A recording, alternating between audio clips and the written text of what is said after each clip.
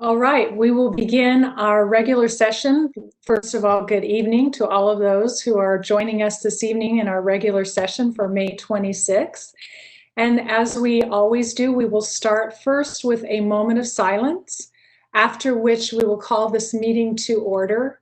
And then we will have the Pledge of Allegiance, the National Anthem, and then we'll walk through the governing board procedures for this evening's meeting. I will announce after the moment of silence and calling the meeting to order who we're going to have do the Pledge of Allegiance and the National Anthem. So we'll start right now with a moment of silence.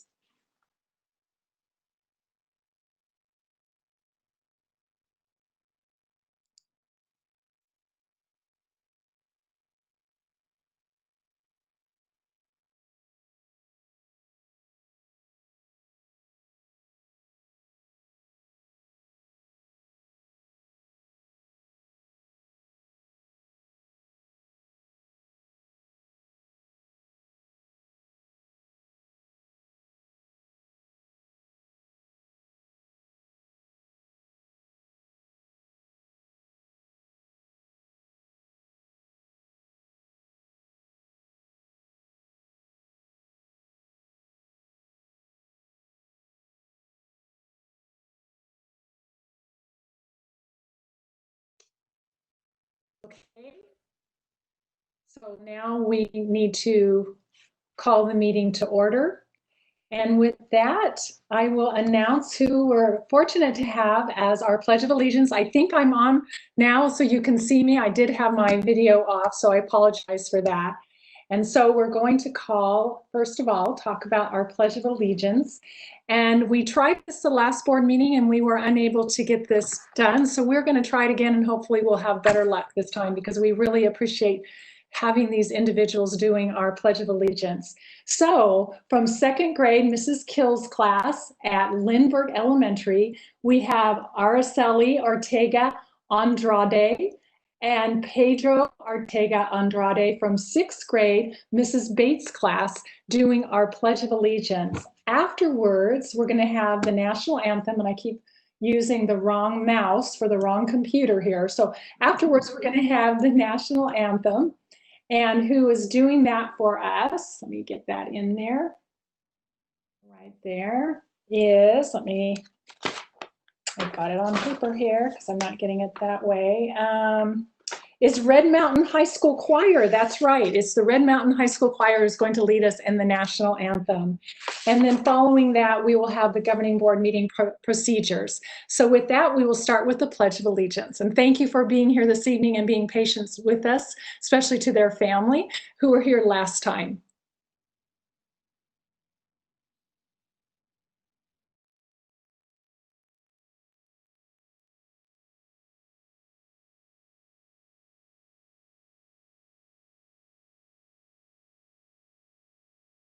I pledge allegiance to the flag of the United States of America and to the republic for which it stands, one nation, under God, indivisible, with liberty and justice for all. Oh, say, can you see by the dawn's early light what so proudly we hailed at the twilight's last gleaming, whose broad stripes and bright stars through the perilous fight o'er the ramparts we watched, words of gallantly streaming, and the rockets' red emblem bursting in air, it proved through the night that our flag was still there. Oh, say does that star-spangled banner yet wave?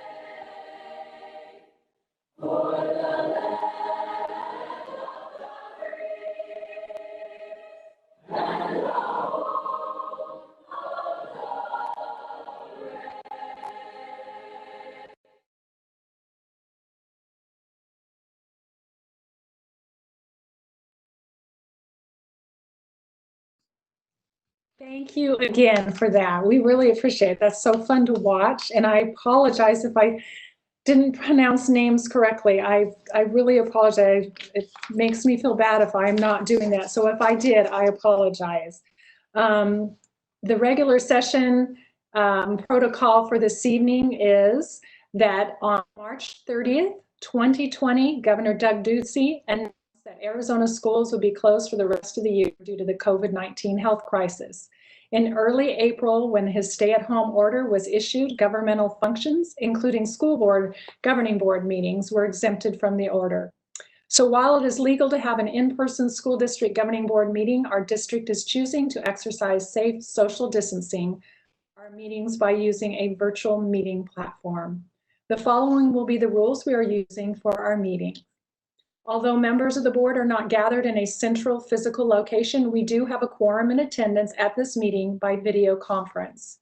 We are meeting by use of WebEx conferencing platform and live streaming through YouTube, which allows for members of the public to view and or listen to this meeting. You can access the stream at mpsaz.org/live, which you can see on your screen now.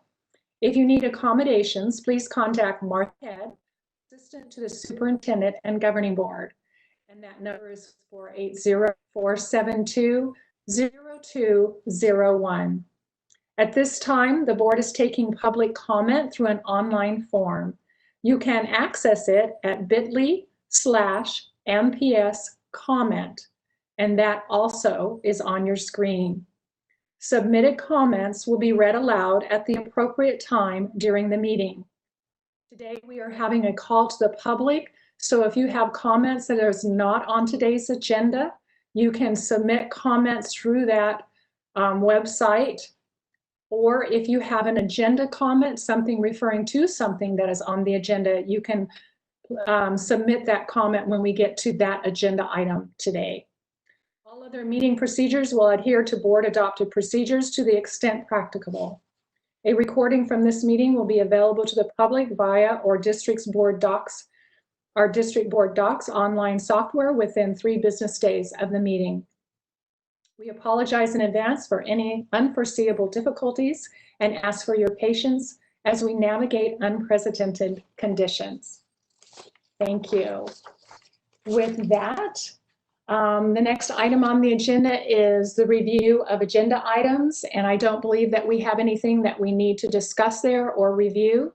So we will move on to review of the governing board calendar. Dr. Lesser. Madam President, members of the board, I'm taking a look at the end of May calendar, the June calendar, and then rolling into July. So it's the 26th of May, and we're in a board meeting this evening. As we move to the month of June, on the calendar, you should have on June 2nd a study session from 1 p.m. to 4 p.m. That will be a session facilitated by the Arizona School Boards Association. The intent of this study session is for the governing board to work with our newly selected superintendent, Dr. Andy Forless, to discuss board superintendent communication protocols and then superintendent goals. So that is on June 2nd. And my understanding, President Minor, that will still be a virtual interaction with ASBA and our board and Dr. Forless. That's correct, Dr. Lester. Thank you. Yes. And then on Wednesday, June 3rd and Wednesday, June 17th, right now we have 4 of our board members who will be interacting with ASBA Summer Leadership Conference from 3 p.m. to 5:30 p.m. in a virtual format for additional leadership training. Mr. Peterson, you are the only one that at this particular time that I don't have on the list. Are you available from 3 to 5:30 on June 3rd and June 17th for the ASBA training? And if you are available, we'd be happy to register you for that. I am not available. All right, thank you, sir. We have board meetings on June 9th and June 23rd. I would like to make note that we begin our 4 10-hour work days. Our first Friday for the district that we will be off is June 5th, and that will carry forward through 6 Fridays, June 5th, 12th, 19th, and the 26th, and then into July on the 3rd and the 10th. I have a feeling that the 3rd is going to be a holiday. Mrs. Hollins, do you recall how we will handle Friday the 3rd?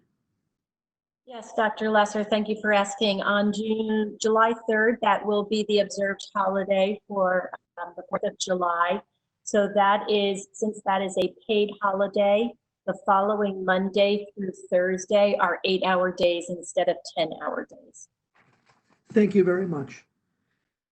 And as we move into the month of July, we have meetings on the 14th of July and the 28th of July, and the start of the school year will be right around that time. So that is May, June, and July as we're moving forward. Madam President, members of the board, any questions on the calendar for the next couple of months?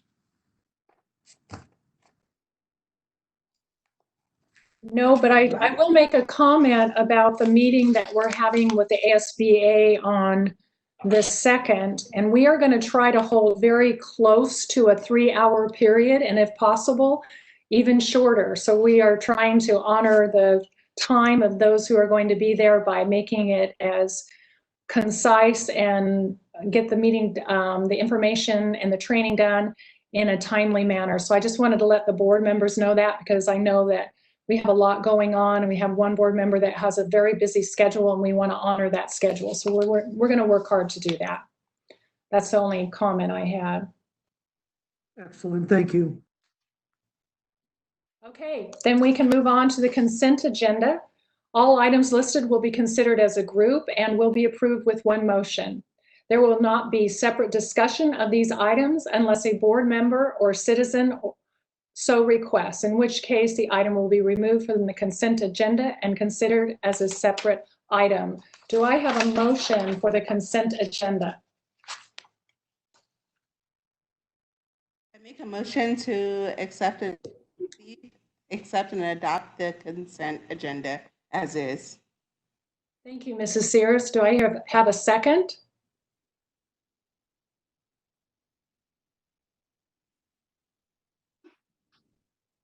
I'm happy to second that. Jenny Richardson. Okay, a second by Mrs. Richardson.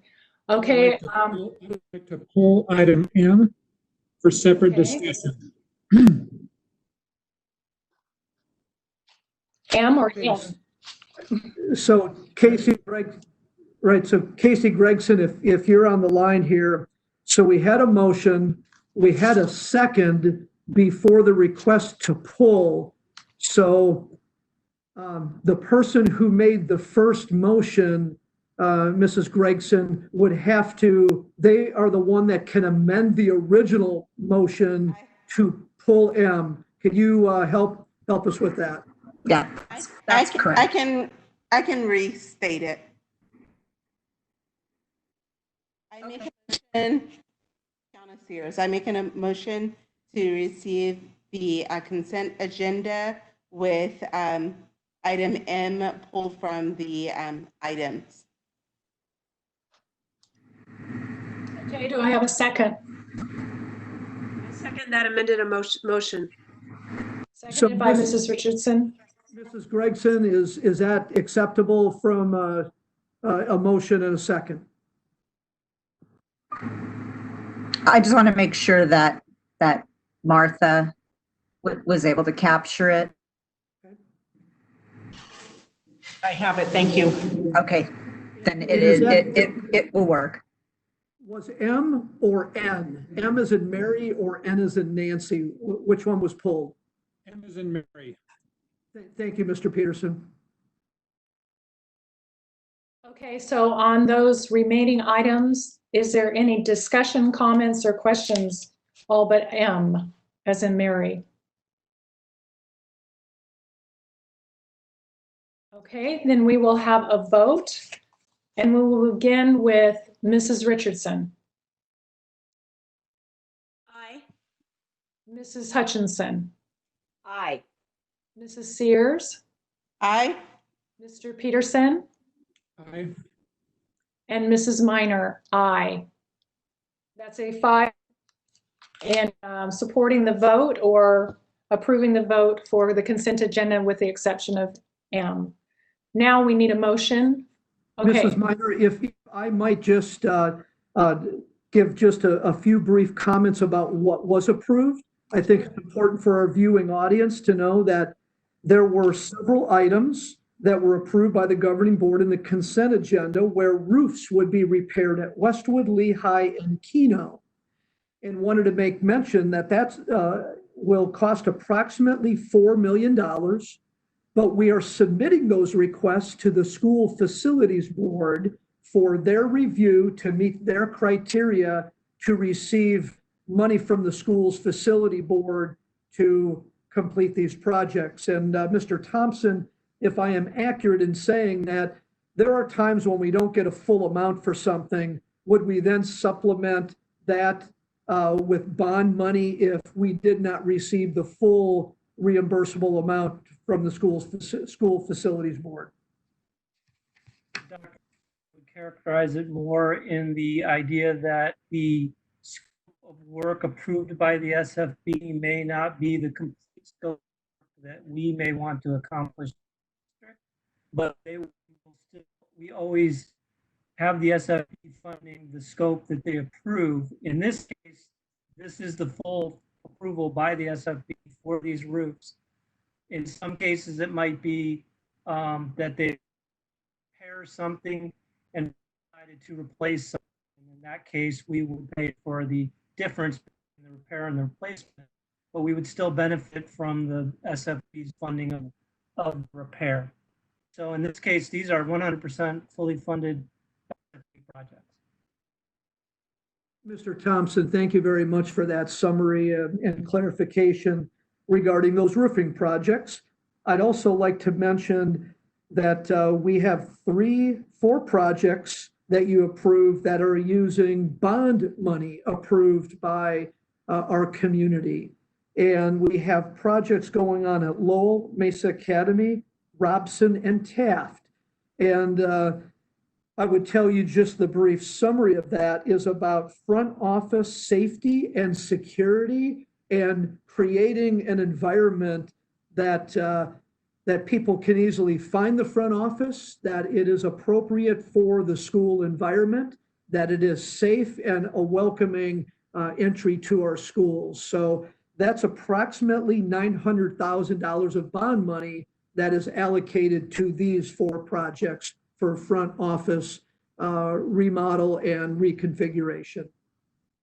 And I would say the last item, well, before I get there, I would give a shout out to our community. There are great things that happen as a result of their support of our bond dollars and our override dollars. And these are just 4 examples of where that money goes to help support our district from a facility standpoint. And the last thing I'd like to mention is that in the approval, I want to make sure that I'm on the right item here, and I'm going to call on Tracy Islas just for a little bit of information for the board. Part of the consent agenda approved a sole source purchase from the College Board to purchase AP testing, SAT testing, PSAT testing. Now, that is important testing, but that is not accountability testing in our district. Accountability testing is done through other means. And Dr. Islas, could you just remind our viewers and also the board just a little snippet of what testing is done for accountability, and it's not the College Board testing? Good evening, members, and President Minor, Dr. Lesser, and Superintendency. Yes, For our state assessment and accountability systems, our students participate in the test that's called AZM2, formerly known as AZ Merit. And going into next year, that will be the final contract year for our AZM2. And those are students who are in grades 3 through 8, as well as 10th grade in ELA and math. They are tested. We also have AIM Science at 4th grade and 8th grade, as well as 10th grade, which also tests the science standards. And that will be transitioning over the next couple of years as we move to some new science standards. The AP test is a national test, as I'm sure many of you are familiar with. And it's meant for kids who are working at college level curriculum as an opportunity to earn course credit and course placement in college. And so that is not one of our state tested accountability tests. And this purchase allows us to provide more access for students who want to participate in taking that AP exam. And we've got state and school level mechanisms to help students participate and have access to that exam as well. Thank you, Dr. Eastlis. Thank you very much. Sure. All right. I'll turn that back over to President Minor. Thank you, Dr. Lesser, and thank you for bringing all of those points up. I appreciate that. We will move on then for a motion for M on the consent agenda. Do I hear a motion? Before you go to, help me with the process here. At what point do we discuss the item? After the motion or before the motion? After the motion. And the second. The motion, the second, and then discussion. Okay. Okay. So I hear a motion. I move that we approve item M on the consent agenda. And a second, please. Marcy Hutchinson, second. Okay, now we can have discussion if there's any discussion questions. Mr. Peterson? I just felt like it was important for me to better understand the increase. I can guess, but I don't know why the unemployment insurance is going from 60,000 to 1 million. And would like an explanation of that one.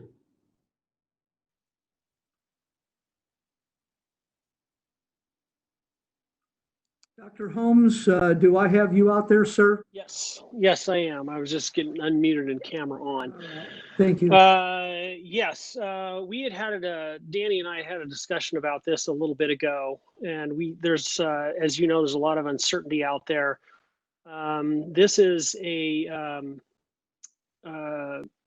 approval to spend that amount. It's not necessarily that we will spend that amount, but we believe there could be increased claims in the world of unemployment. And so we're preparing to have to pay those out if necessary. How close do you feel like your estimate is? I mean, it's just a very, very broad estimate. You anticipate that you're really going to have, it could potentially be up to the unemployment claims. Give me a little bit more of your thought process. Well, I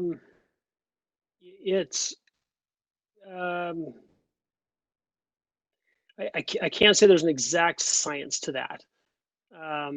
It's something that we had discussed, that we believe that there's going to be an increase. We just, in these particular times, there's a lot of uncertainty, a lot of things that are very hard to predict. So I can't tell you for certain that we're going to go and spend the entire $1 million.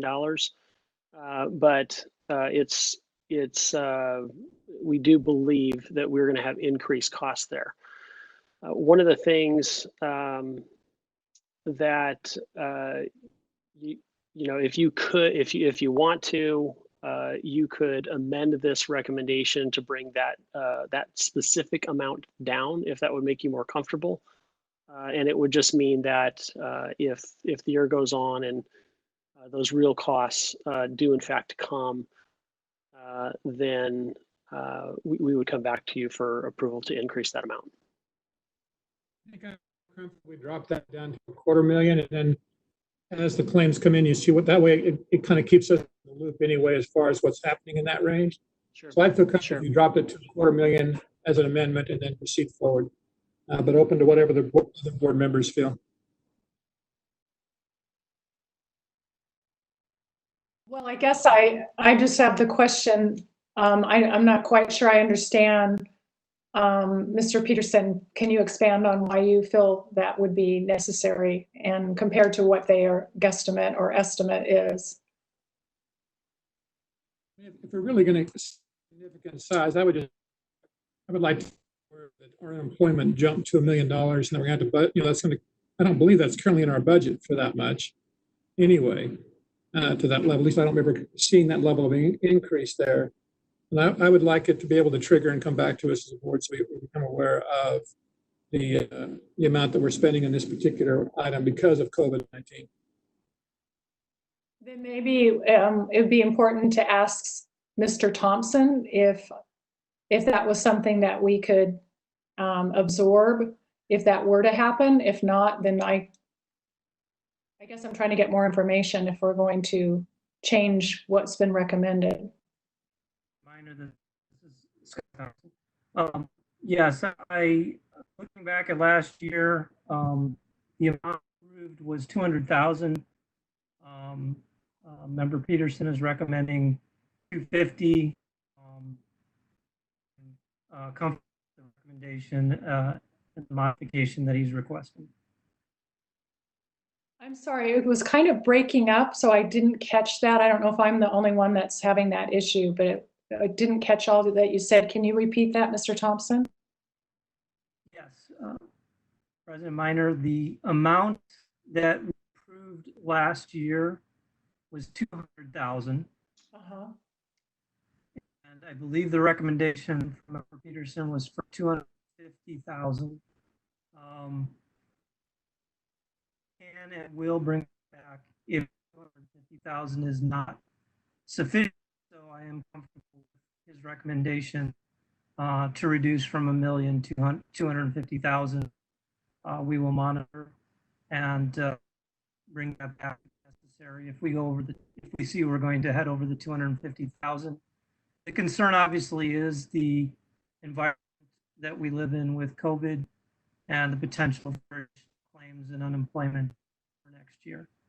Modify to the lower amount if that's what the board so desires. There's nothing wrong with that. It just means that when we get close to that 250,000, we will bring it back for revision at that time and discuss where we're at and why we're making that.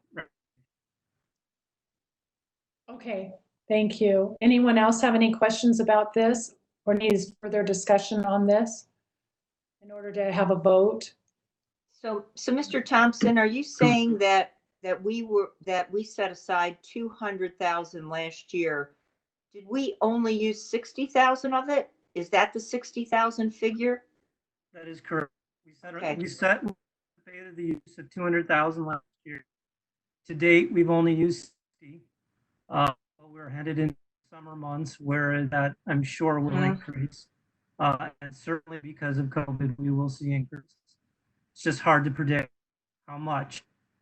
So really what you're doing tonight is just giving us the authority slightly increased over last year with the recognition that we will need to bring this back if claims are substantial due to the situation in the country. Will if by going from $1 million to 250,000, could that hamper your ability to be prompt with payment to on a claim of unemployment since we only meet every 2 weeks?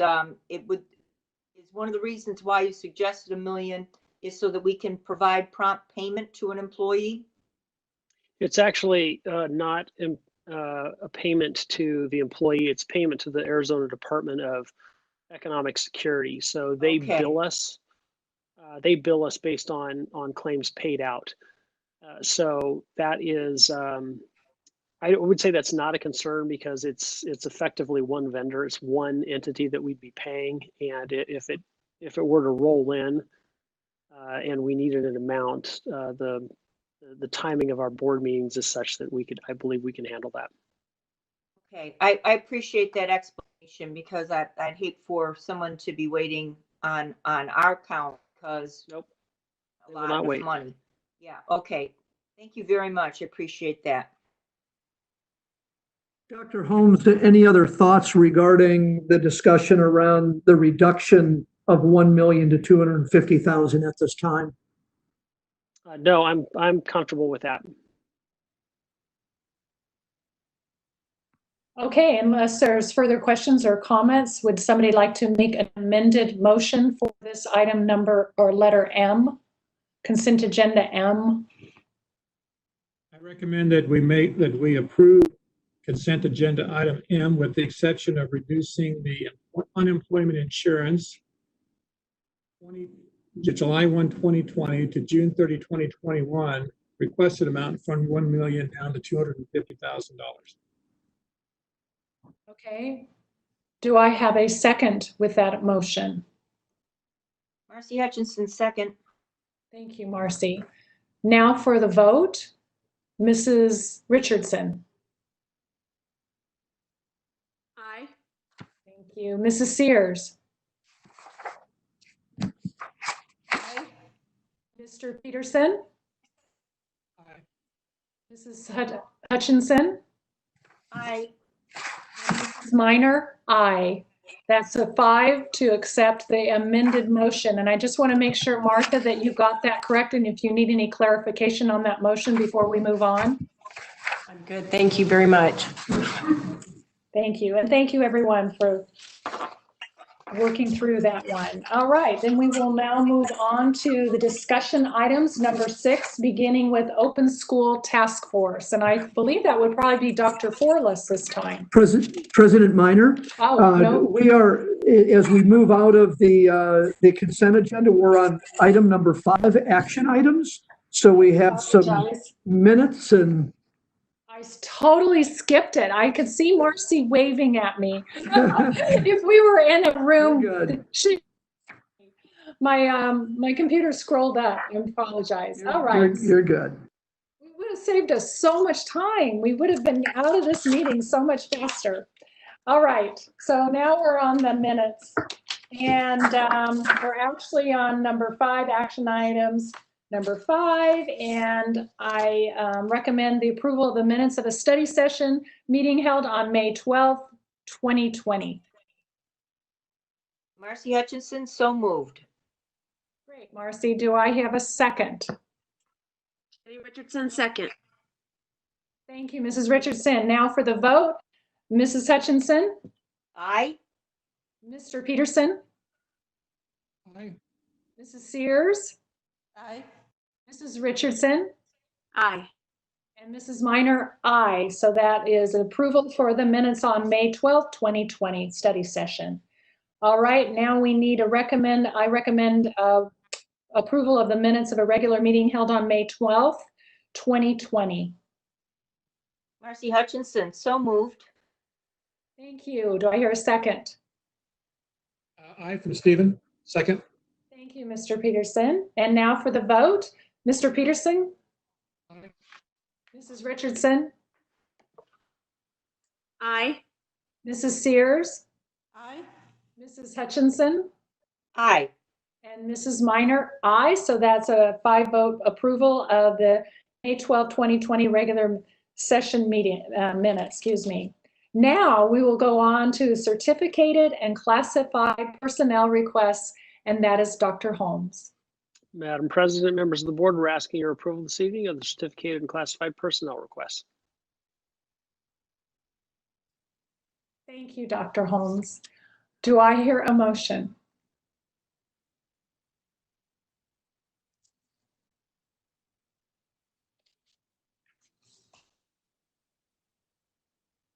I move that we approve the certificated and classified personnel requests. Do I have a second? Marcy Hutchinson, second. Is there any discussion or questions regarding the certificated and classified personnel requests, or comments from anyone else? All right. Yes, I have a comment.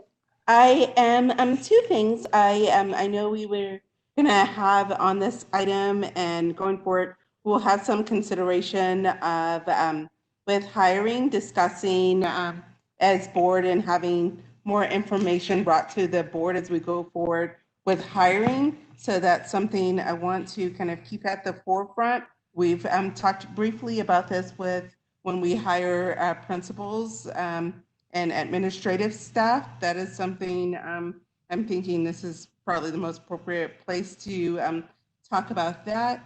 And also, I know several times we've asked about, at this point, we're talking about hiring. So I want to think about the opposite of hiring when employees are either leaving or resigning. We've talked about those exit interviews and surveys. I think that's something we are still wanting and requesting. So I'm thinking about the front side of it and actually the back side of it, because one of the things we want to continue to do is attract, retain, and find out how we can improve and get better with what we do.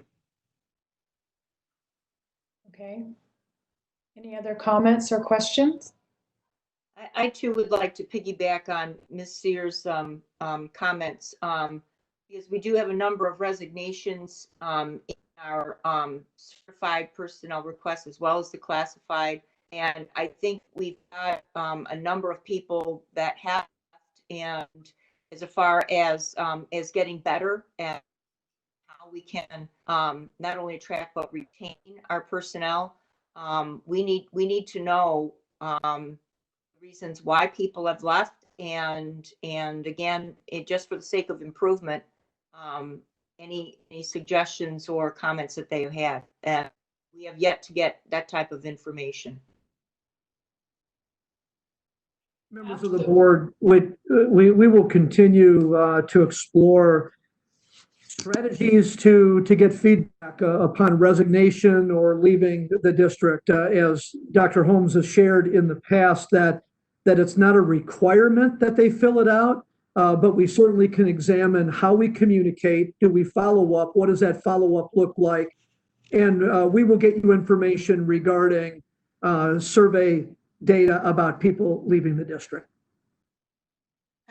I guess my comment with that, I think we totally understand that, but what's already available and what's been available over the year, we would like to see that information.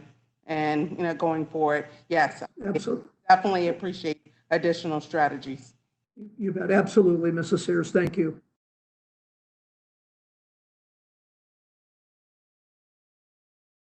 Okay, so we need, God, where are we? I guess we need a vote. So we will start with Mrs. Sears. Aye. Mrs. Hutchinson. Aye. Mrs. Richardson. Aye. Mr. Peterson. Aye. And Mrs. Minor, aye. So that is approval of the certificated and classified personnel requests. Okay, we are on to the ASBA 2021 political agenda priorities. And so, Dr. Lesser, did you want to start with this? I know that you sent out the feedback that you received from each of the board members, which is available, I believe. And of course, as is not too unusual, everybody has different ideas on what is a priority to them. And you've been kind enough to give us how many of the board members made certain topics a priority. So we have a little bit of an idea of some that were more popular than others. So Dr. Lesser, do you want to start with it? And then I do have an idea to throw out on how to narrow this down to 5, but you go ahead first and see if that already addresses that. President Minor, you did a nice job of kind of, summarizing where we're at this moment. I might just reiterate that the board has provided feedback that is summarized in one of the documents attached to the agenda called Board Member Initial Feedback on the ASBA Political Agenda Priorities. I requested board members to give 5 priorities and then 2 alternates, or really 7 priorities. I then took a look at each of those priorities and summarized them on the last page, identifying were there any reoccurring priorities. And there is a priority that reoccurred with all 4 board members that provided feedback. There was another one that occurred 3 out of the 4 board members. And then there were 1, 2, 3, 4, 5 different priorities that had 2 of the board members say that this was important as a political priority. So the goal here is to get down to 5 priorities that the board can agree upon, and then 2 alternate priorities that align with the work of ASBA as part of the documents that you've received. So with that being said, I think I need to toss it back to you, President Minor, and the board members to maybe finagle through the feedback to get to that outcome.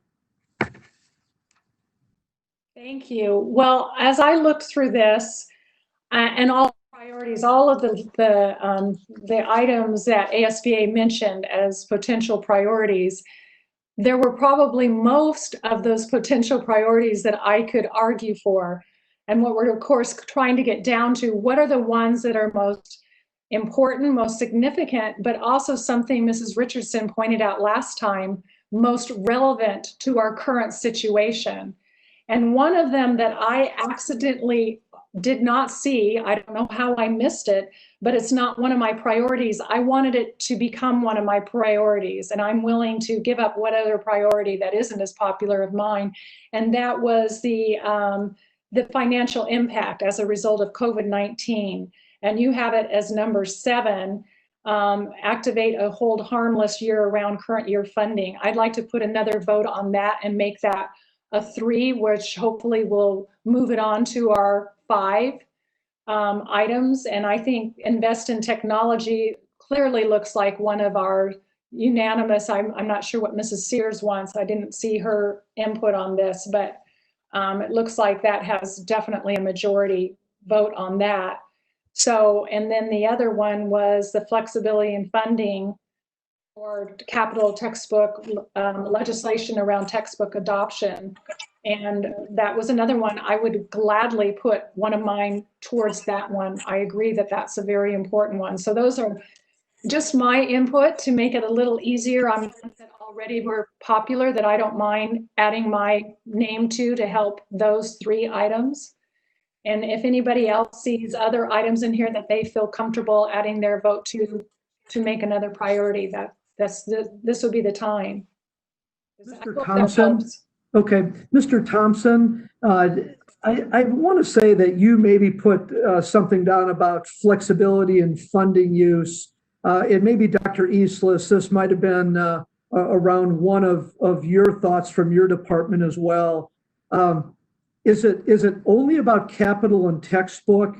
Is there a further description that we're looking for in the flexibility and funding use?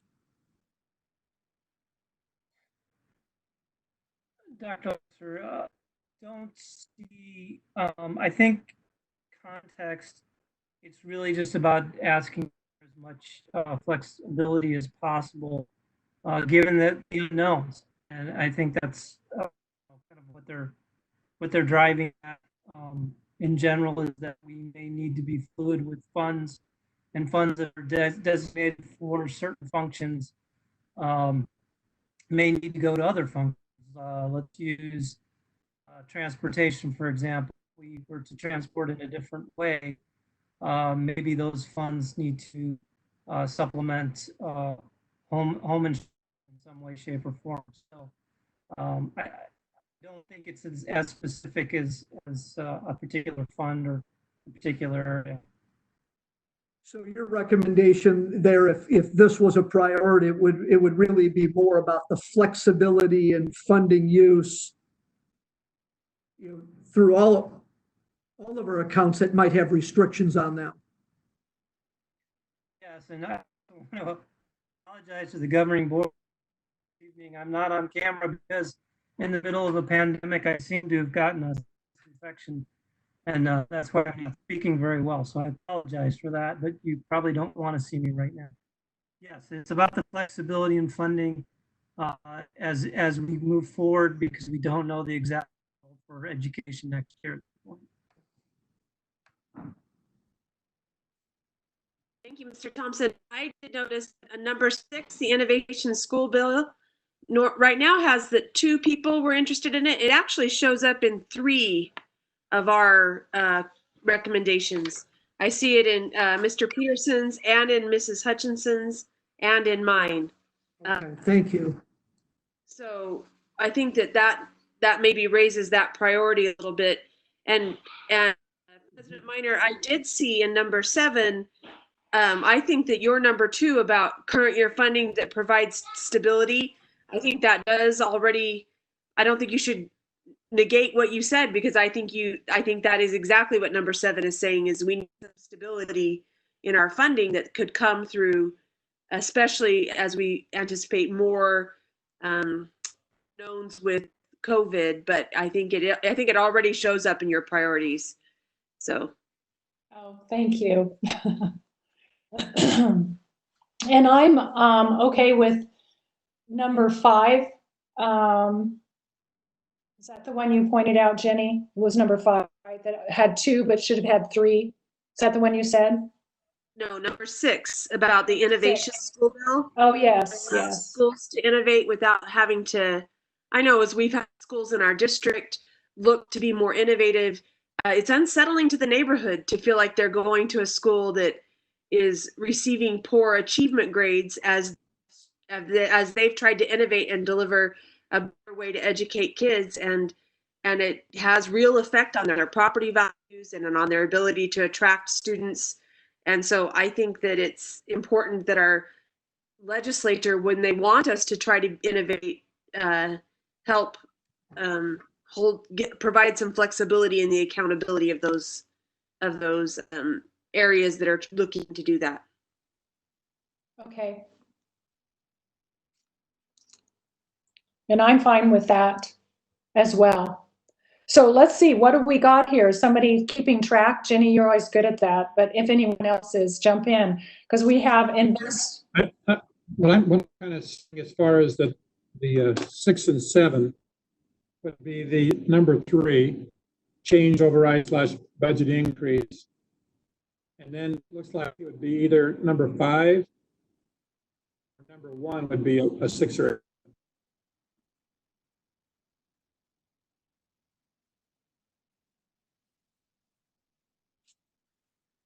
I would like to say that this summary list isn't the end-all list. It was just a snapshot of what the group said.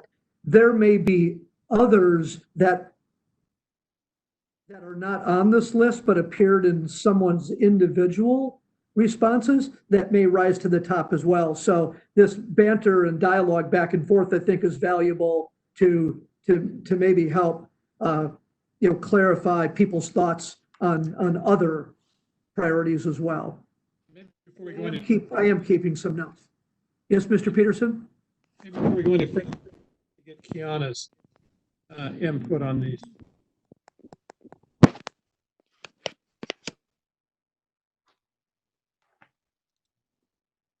I need to apologize.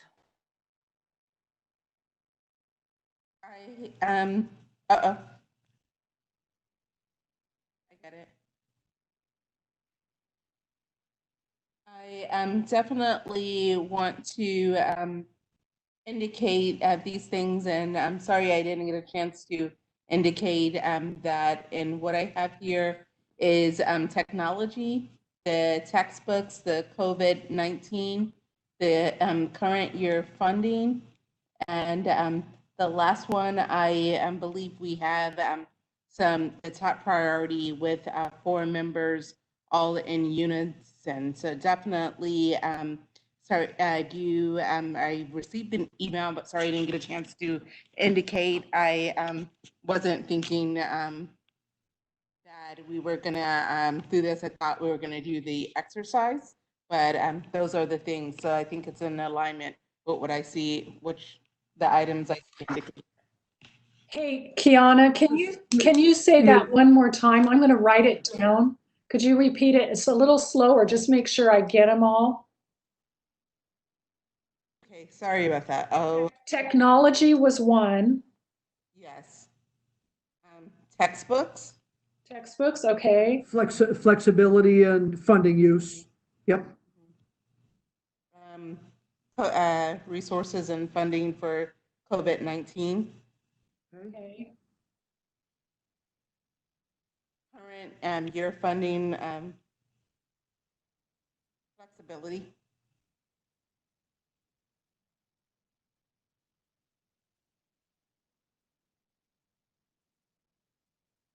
Okay. And lastly, I don't know the exact wording we had on there, but the ability to, the last one Jenny talked about, having innovation being considered when we look at grading of our schools. Okay. Excellent. Thank you. That's helpful. That kind of helps. It looks like we're zeroing in on some commonalities here. Are you getting Dr. Lesser? Mrs. Hutchinson, I know that it appeared that you had a few thoughts about the list as well. Certainly do. I'm having a very difficult time on my phone hearing. The sound went out and then I can't get any volume on my phone. So I'm really struggling to hear and I missed much of the conversation. But I think my priorities are more in line with the effects of COVID, particularly on the access to technology as well as reliable internet access. But then the social emotional toll that COVID will take on not only our students, but our staff members, both classified and certified. And as a result of COVID, the need for mental health and well-being initiatives. The other thing that I'm thinking about is flexibility as well, because we don't know what the future is going to bring. And so we need flexibility when it comes to buying instructional resources.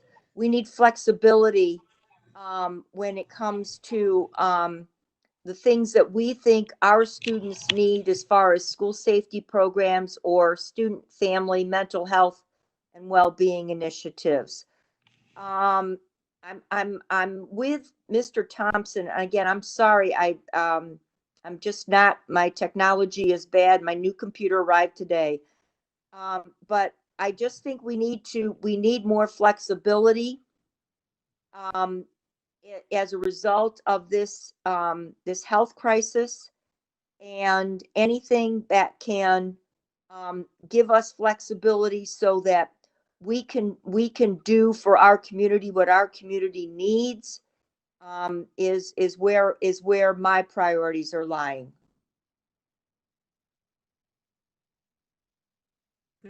Thank you, Board Member Hutchinson.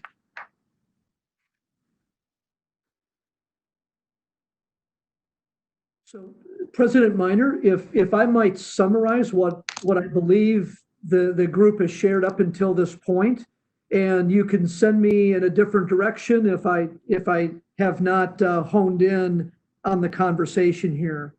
One that seems to be popular is this notion of equitable technology and reliable internet.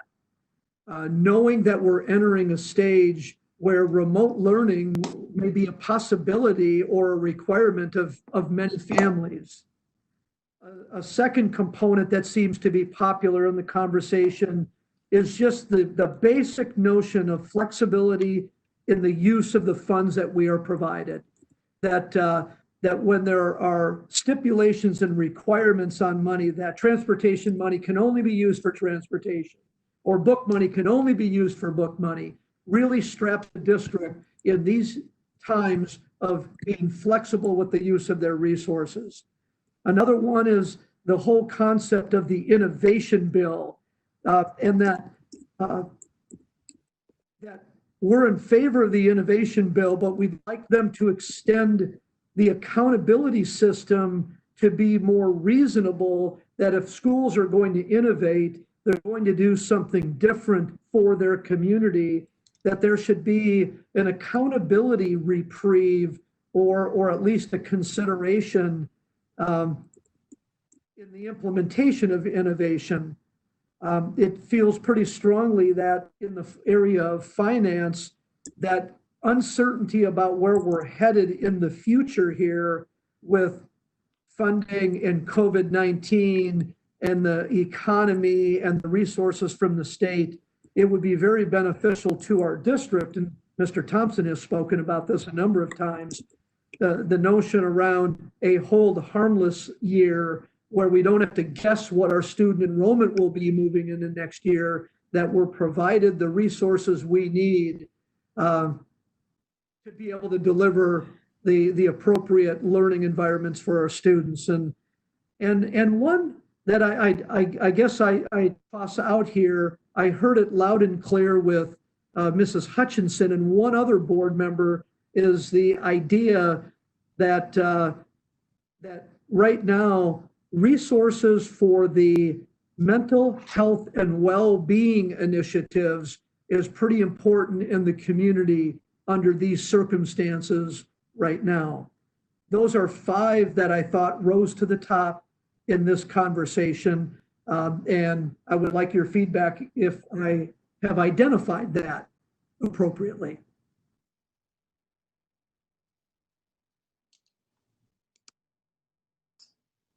You've identified it well for me, but I also would like to maybe talk about, I don't know if there's a way to, Marcy's kind of the queen of marrying things together, but when we talk about the innovation school bill, I know that's separate, but maybe maybe this would maybe be more attached to COVID type legislation coming out of, post-COVID education year. But it would look at not only financially holding harmless through current year funding, but also making sure that our accountability system makes allowances for that as well.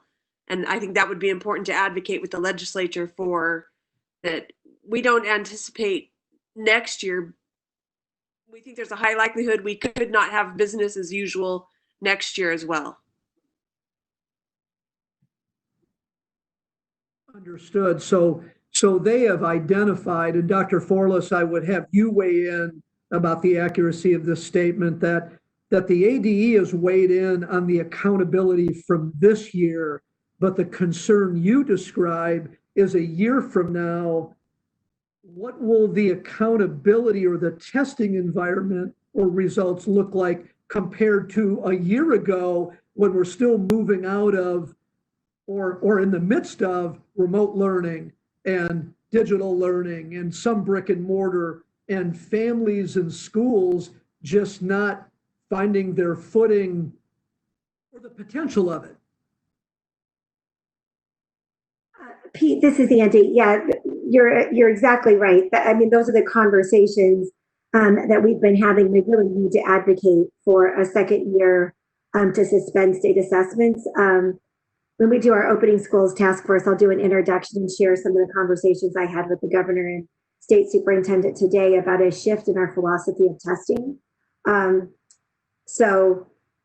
maybe it's appropriate right now.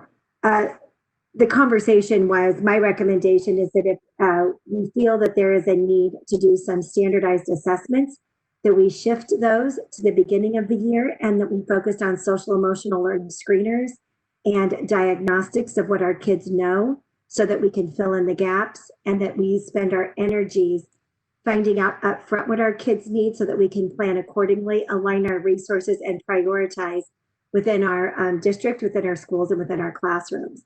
And to suspend end of the year testing, because that won't get us anywhere as we're trying to make up unfinished learning with our kids.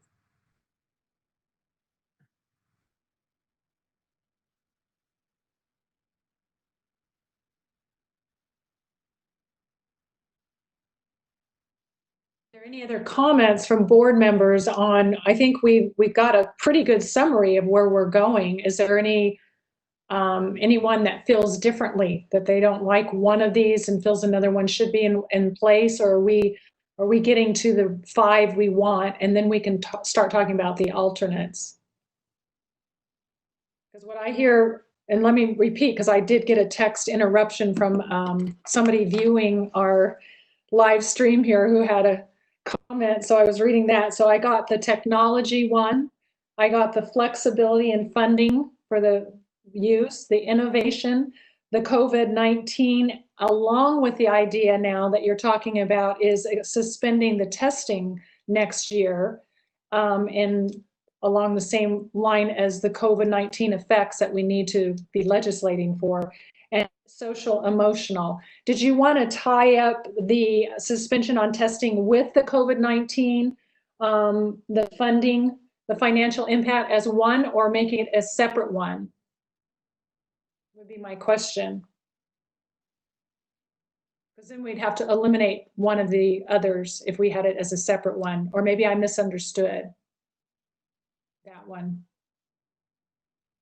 Any comments, questions? It could be included in number 7, or it simply could become an alternate as well. In number 7, we could say protect education from the negative financial and accountability impact of COVID-19, activate a hold harmless year, and suspend. Dr. Forless said, what is the right word that we would use there? Suspend suspend high stakes assessments aligned to school accountability. I'm sorry, say that again. Suspend high stakes standardized assessments to determine school accountability, which are school labels, letter grades.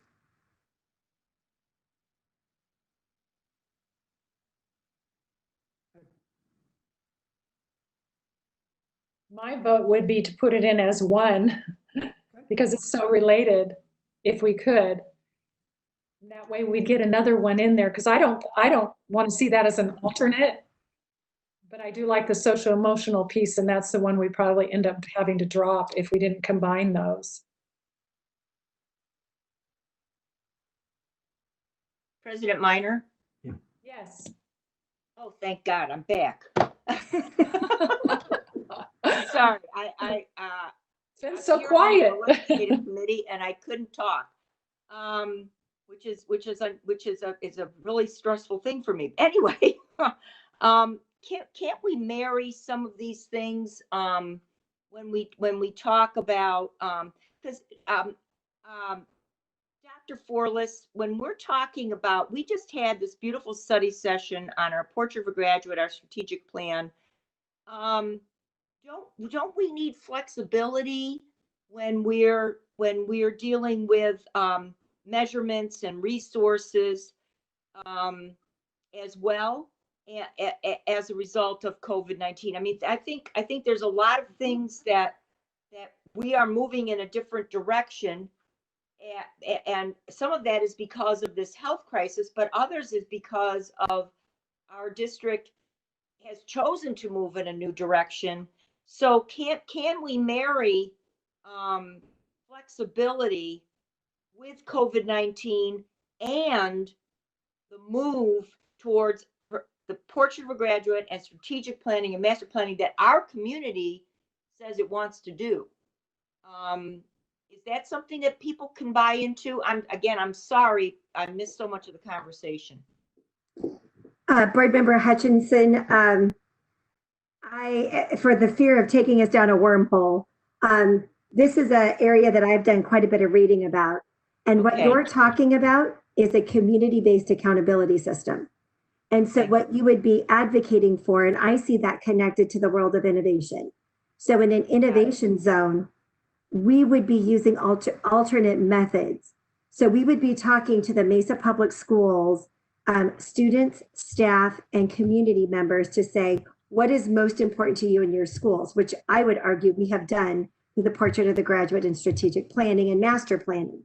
So when we come back and say, this is what's important to us, And oh, by the way, we have a strategic plan with key performance indicators that are important to our community. And this is what we hold ourselves accountable to, not high stakes standardized assessments that may not be relevant to our students' lives. So would it be appropriate then that we would change the wording in Innovation School Bill with flexibility from some accountability systems and funding mechanisms? Like, you know, we could, because we would want more technology, less textbooks or whatever. So maybe maybe that is where we add that is, if we're innovating, we want to be able to have flexibility in not only our assessments, but in some of the ways we are spending the money. Right. I think that's fantastic, because we're talking about competency-based learning. We're talking about mastery-based learning, and a standardized test is woefully inadequate. So, but then that funding, our dollars have to follow our beliefs that our community has told us they want us to pursue. So yeah, I like that idea, Jenny, a lot.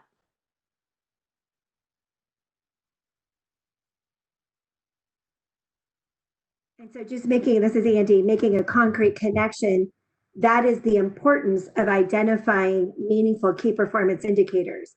Because if that's what matters to our community, that's what we pay attention to in Mesa Public Schools as part of a community-based accountability model. Our taxpayers holding us accountable to what they believe is important. And that is really the epitome of local control.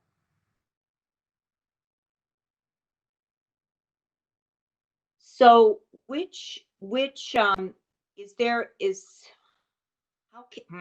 how can we phrase that do we just put it under innovation? Is that what you're saying, Andy? Board Member Hutchinson, yes, I would believe that goes under innovation when we talk about the innovative measures aligned to innovative models. Got it. And keep it the language very, very simple. Because the other thing that we need to be talking about is the innovation around providing digital or remote learning for our students. And there is funding methodologies to that we need to have flexibility as we innovate to provide choices to our families. So I think you're on the right path. Okay, thank you. Thank you so much for your help, Dr. Forlis. You're welcome. Okay, so number 6 took a little bit of a turn here. Number 6 initially was this about the school innovation bill and the concept of flexibility from some accountability systems for a period of time, including the suspension of high-stakes standardized assessments for school accountability. It shifted a little bit to be more of innovation school bill that provides flexibility and accountability systems and the use of resources in the development of a community accountability system. So it moved a little bit in language.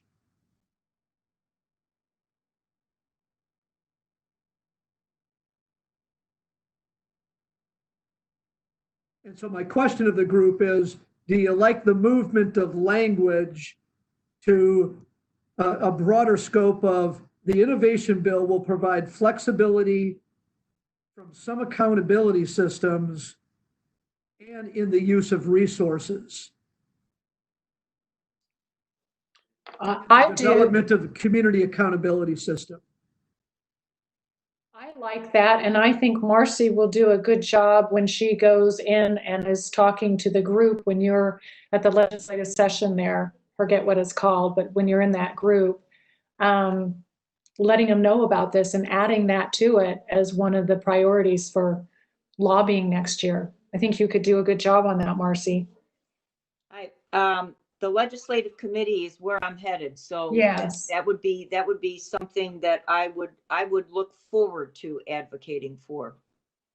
Yeah, I think maybe Pete strike the line, Dr. Lesser, of community-based. You know, I would maybe take that line out, and then keep a little broader description. Yep. Okay.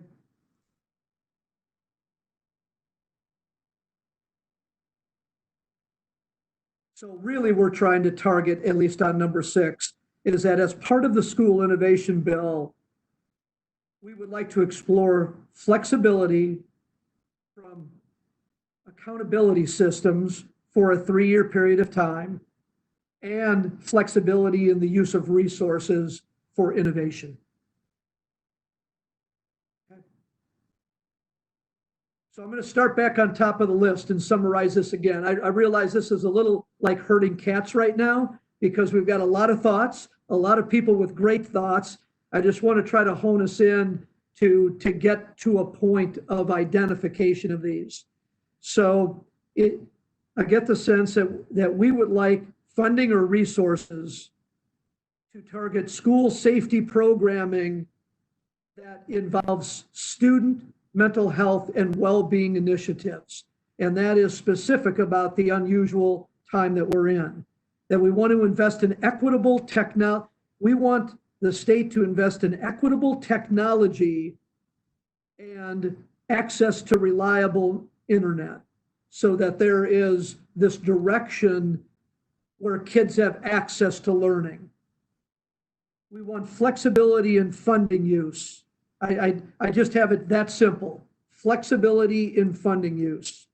I've got the innovation item that I just shared, including the innovation bill flexibility from some accountability systems during a 3-year implementation, along with flexibility in use of resources aligned to the innovation. And then the last item is protect education from the negative financial impact of COVID-19, activate a hold harmless year about current year funding. I don't know how popular that is in the legislature. I get the sense that it's not popular. Doesn't mean that we don't advocate for it, because it truly would be to our benefit. Those are the 5 that have risen to the top of this conversation. I thought that from the negative financial and high stakes testing, didn't we add that line in there? We spend high yes, stakes assessment.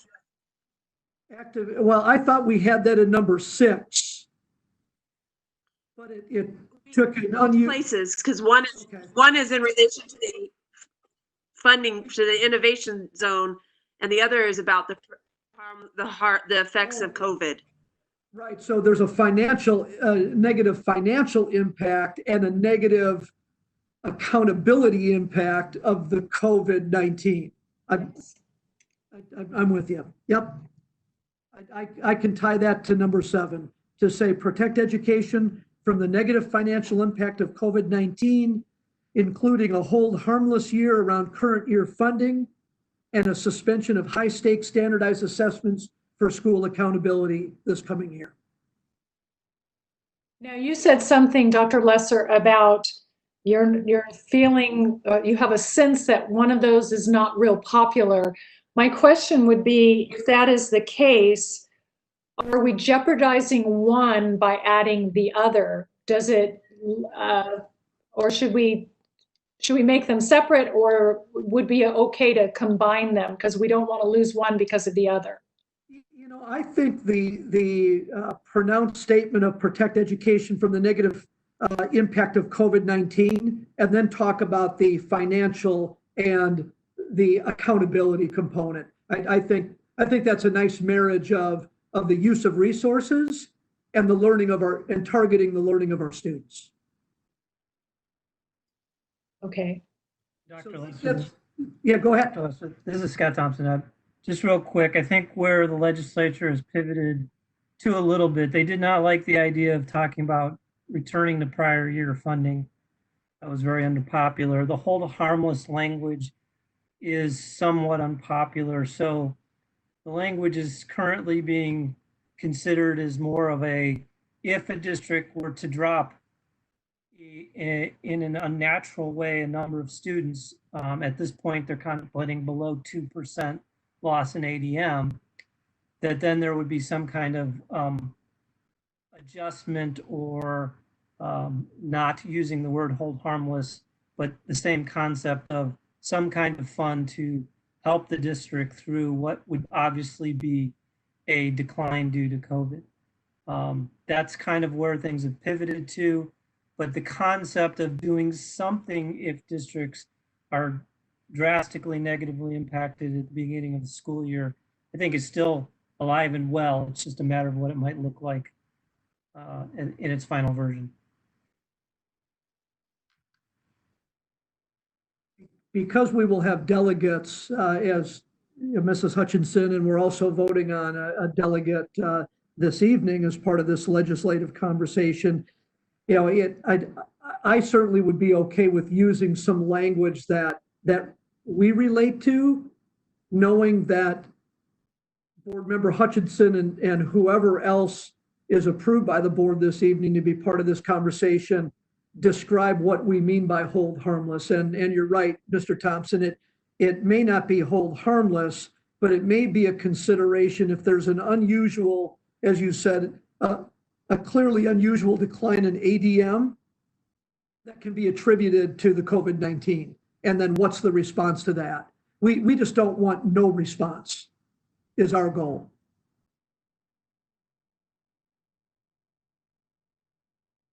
So that puts us at about, I have 5 priorities as we've been hashing this out. I think that they would like 2 alternates. Of course, the board can determine, are there alternates? Are there not alternates? Are these the 5 that are important to you? And that's what we go with. But if there are alternates, I'd like to talk about those as well. It looks like from this list where you put the numbers in of board members, that's that 3rd page. It looks like that number 1 could potentially be an alternate, and number 3, and of course number 5. And I would have a question with Mr. Thompson, because he works with the legislature and the lobbyists, and he's very familiar with what is feasible as well as what we're going to need budgetary wise. And could we get some input from Scott on these, and which possibly would be the ones that would be most valuable to us to advocate for as alternatives? Absolutely, President Minor. But I would like to say that number 1, with the conversation that I've heard here about mental health and well-being of our students. I'm sorry. I had that as one of the 5. You're right. I'm sorry. I looked at it quickly and I saw safety and I forgot that's the one. You're right. So there's actually 2 left that could be alternates. That makes it easier. Budget override language and the conversations about competency-based mastery learning in high school versus seat time. Obviously that's an important conversation, because we just don't know what the learning environment will look like moving forward. Yeah. So Mr. maybe Thompson, do you have thoughts about either one of those? And I'll have Tracy Eastlis weigh in as well. Thank you, Dr. Lesser. This is always an interesting process, isn't it? I would say what you are doing this evening is crafting more the attitude and shape of the organization that this all is going to be represented through, and less about specifically the legislative process downtown, other than the fact that the lobbyists that work for the School Boards Association should reflect the desires of all the governing boards that participate. So I'm quite fine with the recommendations you're making this evening. They're all important. They're all going to be critical. I think you've all picked up that the ground shifted. So, what we advocated for last year is not what we're going to advocate for this year. And I'm quite comfortable with where the board's headed. I don't really have any additional thoughts to add to where you're at this point. Dr. Eastlis, do you have any thought on the competency-based versus seat time, and maybe how we might move that with our board and delegates to ASBA? Hi, this is Tracy.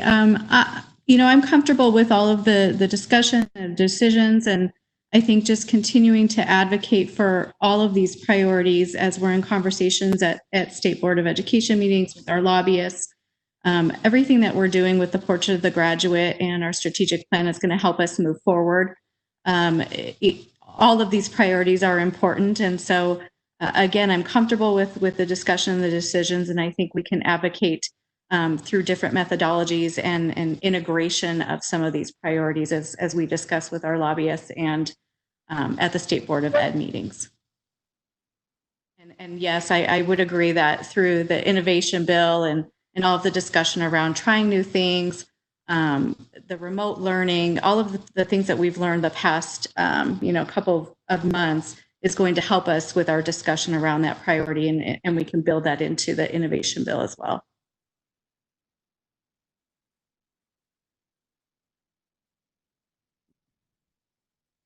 Thank you. Dr. Lesser? Yes. I was wondering, and I just want to throw out, and President Minor, I'd like to throw out another one. I'm frankly, I'm worried about public education at this time. And I see aggressive marketing of charter schools, particularly online charter schools. And one of the things that we've always mentioned about charter schools, and I refer to Board Member Richardson, who always says, I don't mind a competition, bring it on, but give me a fair level playing field. So I wonder if we might take a look at one of our alternates being establish financial and academic transparency for all institutions and individuals that accept public funds.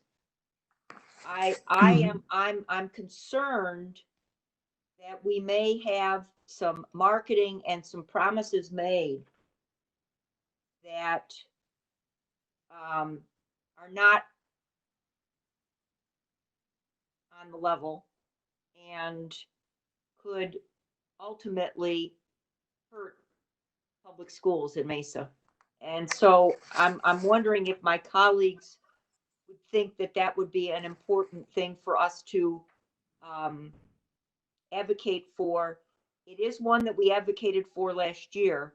Should we continue to advocate for it as we chart these uncertain times ahead of us? I had started to talk about that very thing, Marcy. So we were on this wavelength, and actually, you and I listed it on our priorities, and it just didn't make that list on page 3. But there was actually at least 2 of us who wanted that on there. Was the establish the financial and academic transparency. Some of what I looked for as I went through is things that were not necessarily involving a lot of new money being spent. And I anticipated kind of the same thing you did, that as we potentially have to go more and more online, we don't want to have to compete with schools who don't have the same regulations we have and the same reporting requirements. And so I think that in this year particularly, it's important that we hold the line on that, saying, listen, we want equal playing field in our transparency in the way we spend our money. No one should be getting wealthy off of public education, taxpayer dollars. I'm 100% in agreement. I think you both had some excellent points. I'm there with you. I would take that as an alternate in a heartbeat. And I would concur, President Minor, and particularly since we have such a successful program called Mesa Distance Learning Program. And we're not only successful that we graduate students using those programs, but they are quality programs. And we need to make sure that our district is promoting MDLP, which we passed in the consent agenda, a reduction in fees to nothing for 2 courses this summer. We have got a great program, and we need to make sure that the public knows about it. But we also have to be wary of people promoting their programs because they don't have to be as transparent as we do.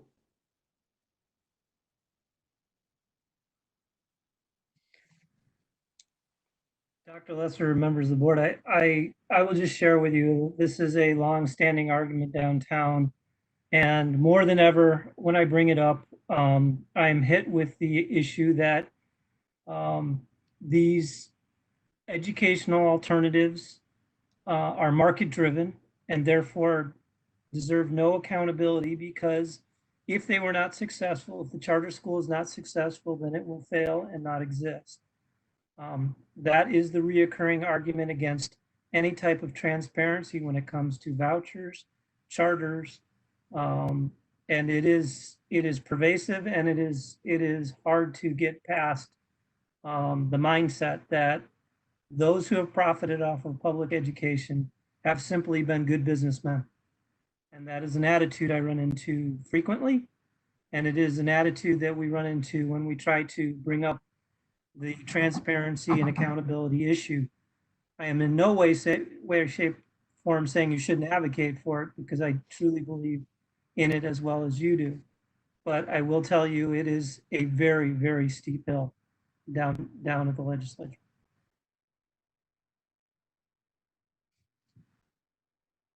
I certainly appreciate your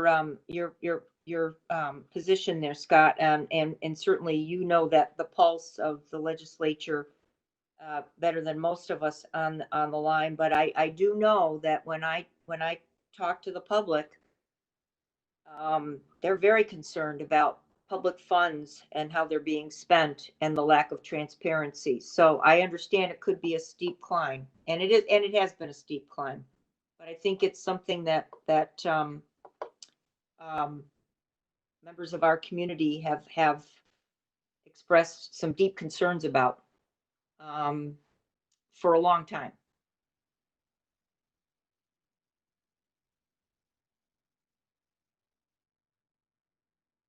President Minor, would you like me to take another stab at this list here? Yes, please. All right. I don't know which order you want them in, but here's what I have. Provide funding to implement locally directed school safety programs, as well as student mental health and well-being initiatives. Invest in equitable technology and reliable internet for all students. Flexibility in funding use. As part of the innovation bill, provide flexibility and accountability systems for 3 years, and flexibility in the use of resources to support the innovation. Protect education from the negative impact of COVID-19. Activate a hold harmless year around current year funding, and suspend high-stakes standardized assessments for school accountability. That's the first 5. Then move towards a competency-based, mastery-based learning in high school versus seat time, and establish financial and academic transparency for all institutions and individuals that accept public funds. Those are the 7.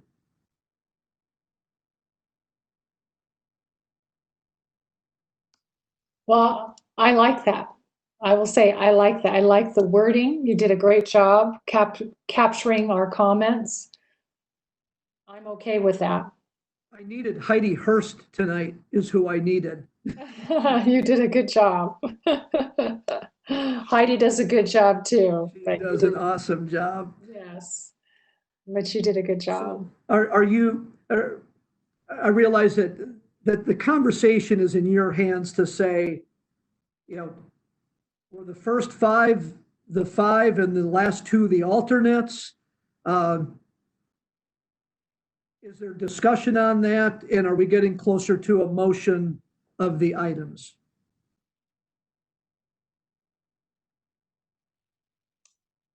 Board members, what are your feelings? Are you comfortable with that? Yes? No? I'm ready for a motion. Jenny Richardson. Same here. I am too. Okay, so I'm comfortable. okay. So here's what I will do is I will read them again. So one of the board members can say, move this, okay? Okay. All right. So these are the first 5 priorities. Provide funding to implement locally directed school safety programs, as well as student mental health and well-being initiatives. Invest in equitable technology and reliable internet for all students. Flexibility in funding use.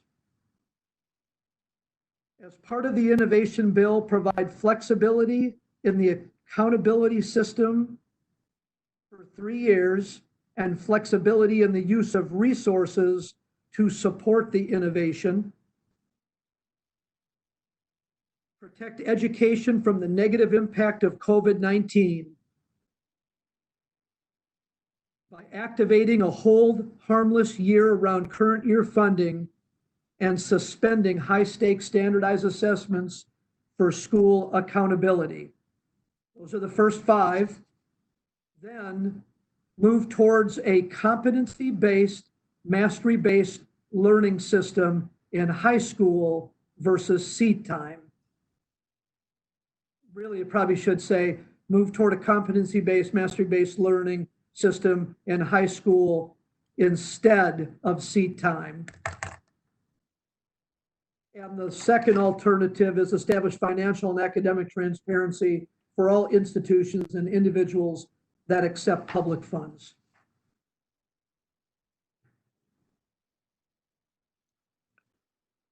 So someone can say so moved. Marcy Hutchinson, so moved. Do I hear a second? Kiana Sears seconds. Okay, and then I need a vote. Mr. Peterson? Aye. Mrs. Richardson, excuse me. Aye. Mrs. Sears? Aye. Mrs. Hutchinson? Aye. And Mrs. Minor? Aye. So that is approved for the recommendations to send to the Arizona School Boards Association's Legislative Committee 2021 political priorities. Okay, great. Thank you. Awesome. Thank you, board members. And I'm sure you'll give that to Martha. What Martha and I will do is we will fill out the sheet exactly as you have shared it. And we will submit that by the 29th. By the 29th of May, so it's with ASBA. Great. All right, then we will move on to the selection of delegate and alternate for the ASB Delegate Assembly. If I may, President Minor, and this is my snafu, and I'm not quite sure why I missed it because I actually had it written down on my papers here, but we approved the personnel sheets this evening. And of course, when we do that, we often approve at this time of the year a number of new leaders in our district. And I simply forgot about that. So I would like to kick it back to Dr. Forless to be able to highlight some just outstanding leaders that we believe will add tremendous value to our leadership, our schools, and our programs. So Dr. Forless, sorry about that. I'll send it back to you before we move on. Dr. Lesser, no problem at all. And those of you in WebEx land that have been waiting to hear the introduction, thank you for your patience. Madam President, members of the board, with your approval of the personnel request this evening, you approve the appointment of new administrators in Mesa Public Schools. I would first like to introduce to you Kim Corbett. She will be the principal at Taft Elementary. Most recently, she served as the interim principal for Taft Elementary. She has also been a Title I specialist for Wilson and Washington Elementary Schools. Kim earned her bachelor's degree from Arizona State University and her master's degree from Northern Arizona University. Kim has been committed to the public education of children here in Mesa Public Schools since 1996. Congratulations to Kim on her appointment as the next principal at Taft Elementary School. Join me in an applause. And our second newly hired administrator is Krista Rowley. Krista will be the principal at Mesa Center for Success at Jordan. She is currently an instructional behavior coach for emotional disability classrooms within Mesa Public Schools. She earned her bachelor's degree from North Central University and her master's degree from NAU. Congratulations to Krista on her appointment as the next principal at Mesa Center for Success.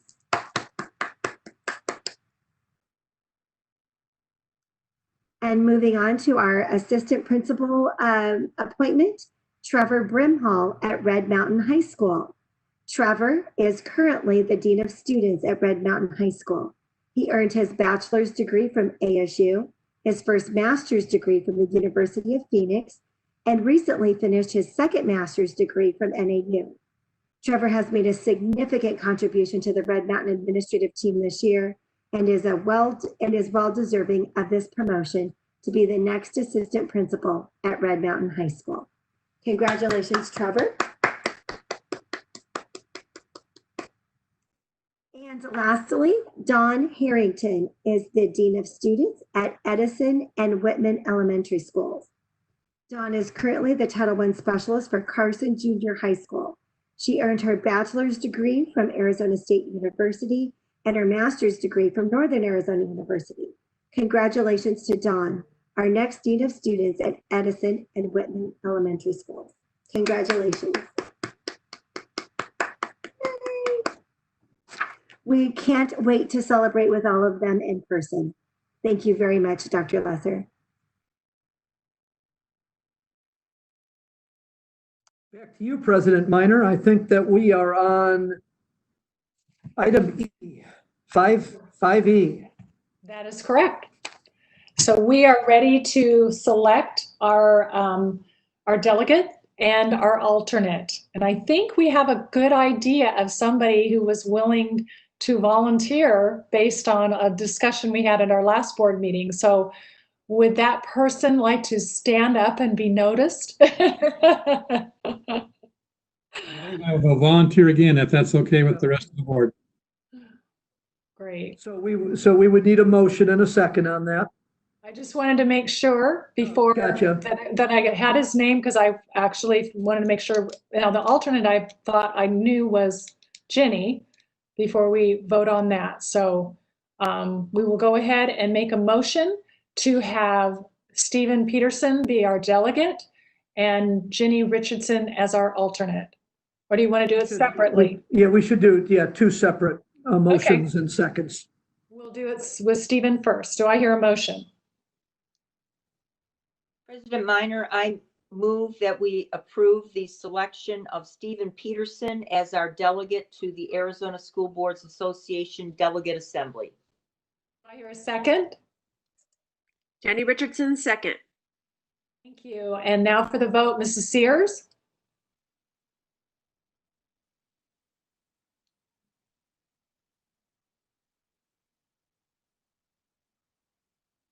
One more time, Mrs. Sears. Every time when she talks for me. Oh, there you go. Mr. Peterson. Aye. Mrs. Hutchinson. Aye.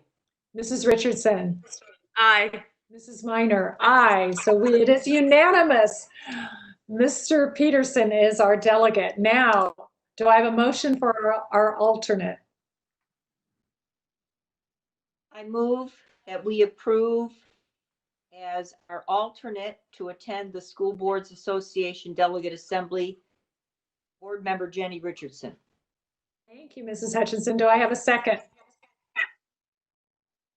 Kiana Sears seconds. All right, and now for the vote. Mrs. Hutchinson? Aye. Mr. Peterson? Aye. Mrs. Sears? Aye. Mrs. Richardson? Aye. Mrs. Minor? Aye. It is unanimous again to have Mrs. Richardson as our alternate to go to the ASB Delegate Assembly. Okay, with that, we can move on to item F5F, 2021-20 employee compensation. Dr. Lesser?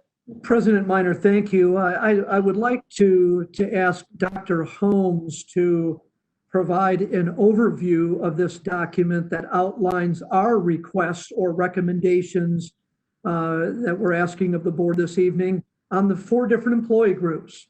The MESPA group, the MEA, the MAX group, a group of supervisors, and then Mesa, our administrators. So Dr. Holmes, if you could give us an overview of our recommendations, and then we'll look for a motion and second on those recommendations. Sure. Thank you, Dr. Lesser. And I understand board members have been briefed on this content, so I will do this briefly. For MESPA, our recommendation is that we both increase their pay and increase the base hourly rates for each band and grade as outlined in the table provided in the memo. Our second recommendation for that group is to change the manner in which we pay sick leave reimbursement.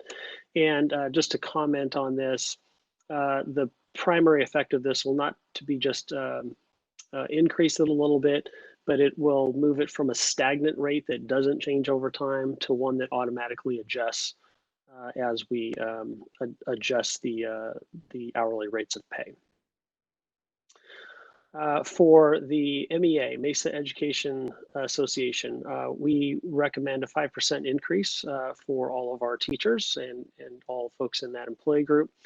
Our second recommendation is that we also adjust the base salaries as stated in the memo. Our third recommendation is that we pay special education teachers a Category D extra factor stipend, and we have listed the positions that we are recommending specifically to receive that extra factor stipend. Fourth, we are recommending that we formalize the payment of an overage for special education teachers whose caseloads are exceeded. That is something that we have been doing for the past, I'm going to say 2 or 3 years, and we'd like to formalize that into the future.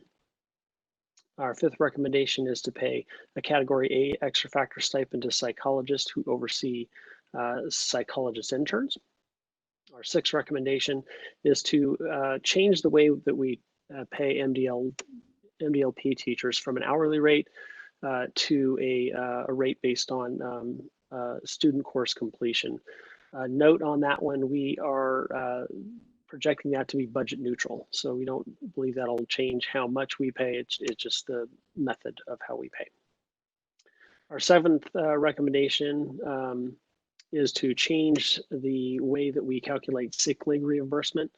And my comments that I made on a similar item for MESPA will be the same for MEA. And by the way, will be the same for Mesa as well in just a moment. And finally, our last recommendation for MEA is that we adjust slightly the extra factor pay as noted in the table.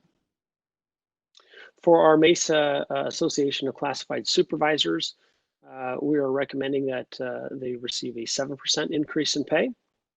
And secondly, we recommend that we adjust the base salaries for each of the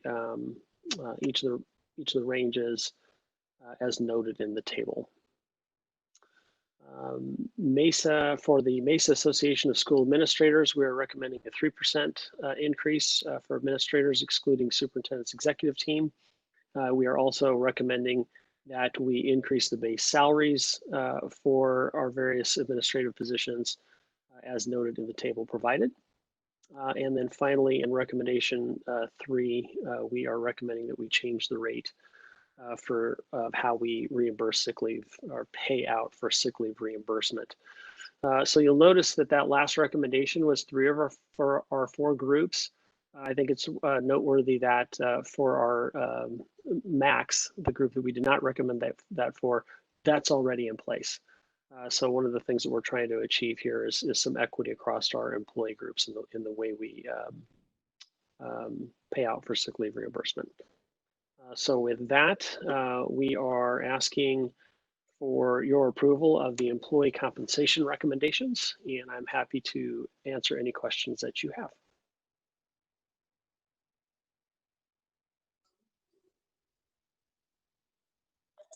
I just want to give my thanks to Dr. Lesser, who met with us all individually and thoroughly went over these and explained the reasoning behind. And we are fortunate to have not only a director of human resources who understands what this means for our district, but a superintendent who does. And I appreciate those, the recommendations and the chance to become very familiar with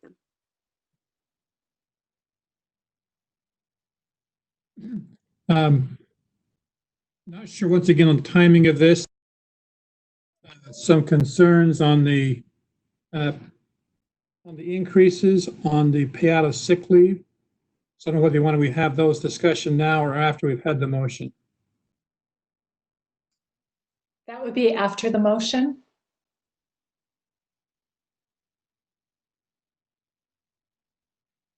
The only other thing that I would say is that there was a lot of thought and a lot of work that went into this and a lot of taking into context what has been before and what has been for a very long time and hasn't moved along with the salary schedule. So I too want to echo what Mrs. Richardson said, that I appreciated the time Dr. Lesser spent with me and other board members on helping us to be familiar and understand it fully, where it came from and the whys and wherefores of it.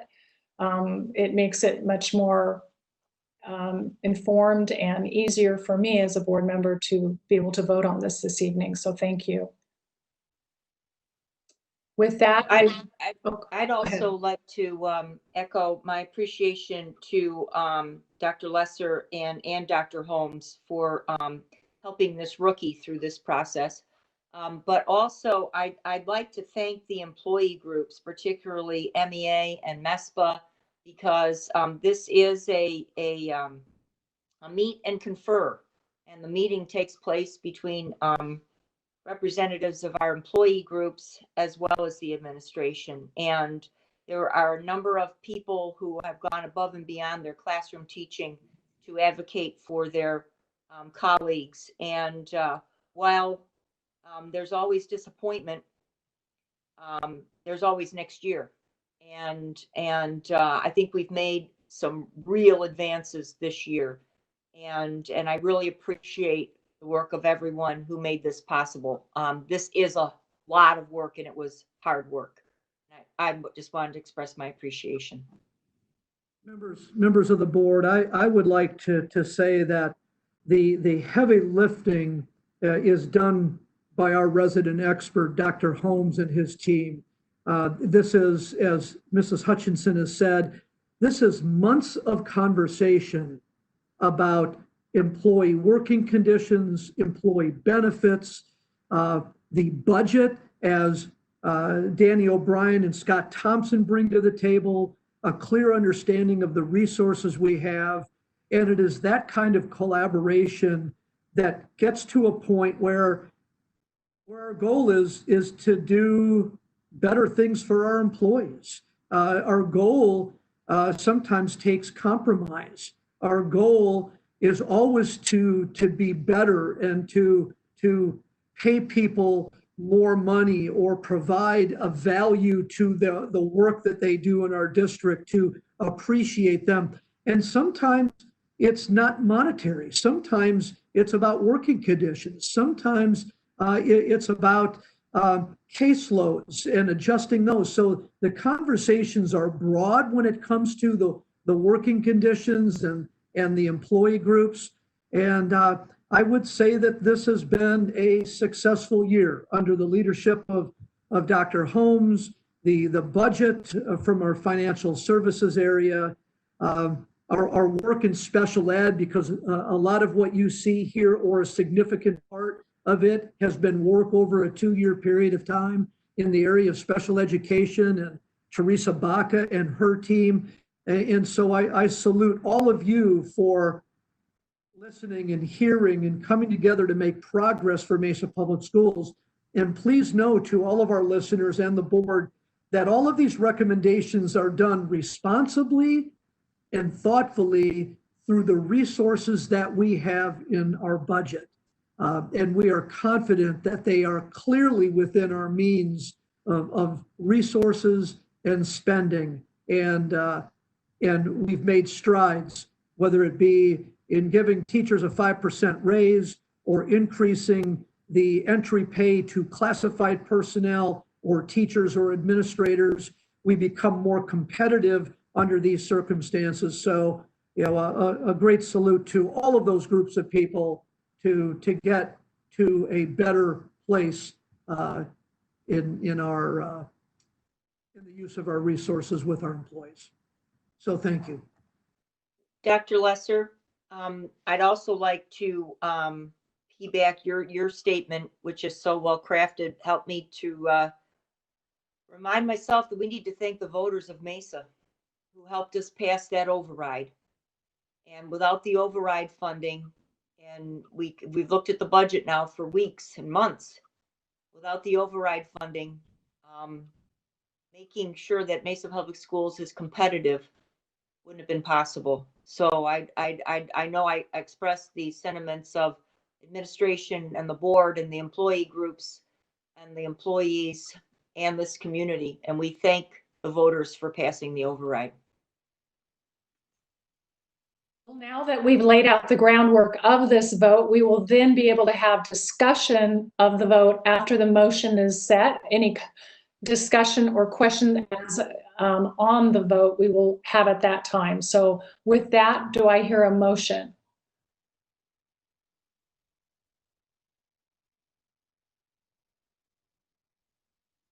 President Minor, I move that we approve the 2021 employee compensation plan as presented by the administration. Thank you, Mrs. Hutchinson. Do I hear a second? I'll second. Jenny Richardson.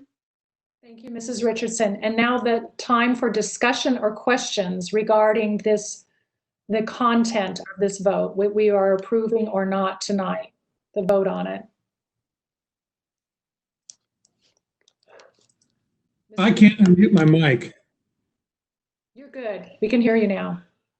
Okay. I just still got the red symbol through this mic, so I was confused. Likewise, with what's been said earlier, I applaud, and for me, it's been exciting to be able to see this as a possibility. For the first few years on the board, as I've mentioned, we gave no raises because of the funding coming through, and so it's appreciative of the voters and of the effort that's been put in to try and wisely spend these resources. The one topic that I apologize for not discussing further with Dr. Lesser and others prior to this was the percentage increase on on our vacation payout. I don't have a point of reference to compare that with how that benefit compares to other districts within Arizona, to whether that the 13% we're doing across the board on each of those is equitable with the rest of the districts. You know, in essence, it's a benefit that's fairly unique to school districts and probably governmental in general. It's not at all common within industry. Within industry, the only payout that an individual gets is typically on just the vacation. And so I realize that a payout of vacation is, and I think as Dr. Lesser explained, it's partially to encourage teachers to be there, not just to use their vacations and lose them. And we have to backfill with substitutes or whatever else the case may be.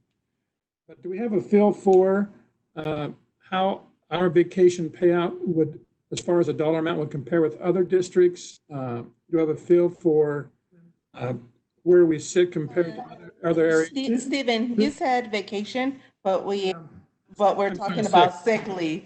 Yeah. Specifically on sick.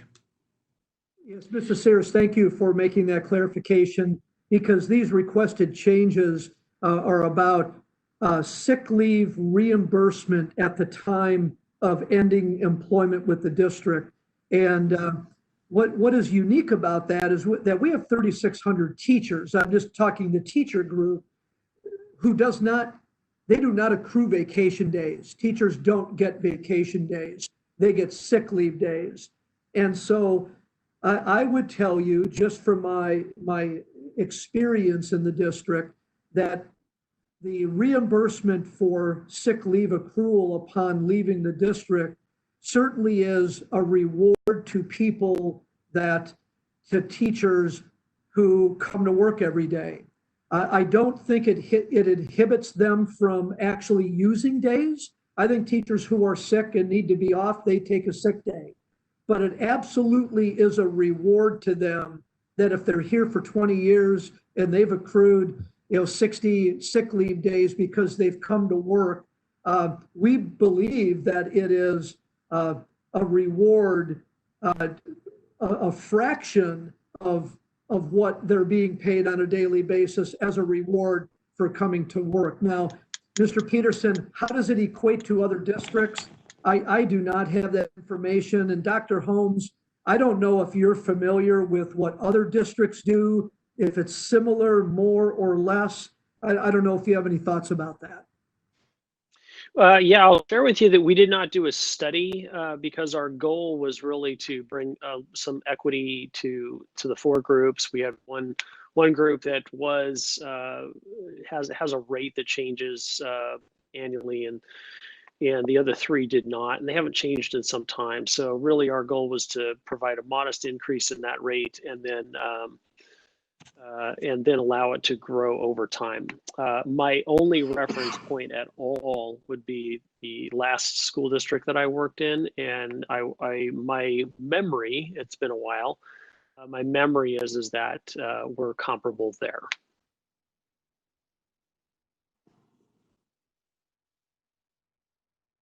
Likewise, I certainly don't want to come across as not being appreciative or supportive of in any way the teachers and the efforts of people who have earned this over time. It's just make sure that from a prudent financial perspective that we're making sure we're spending things appropriately.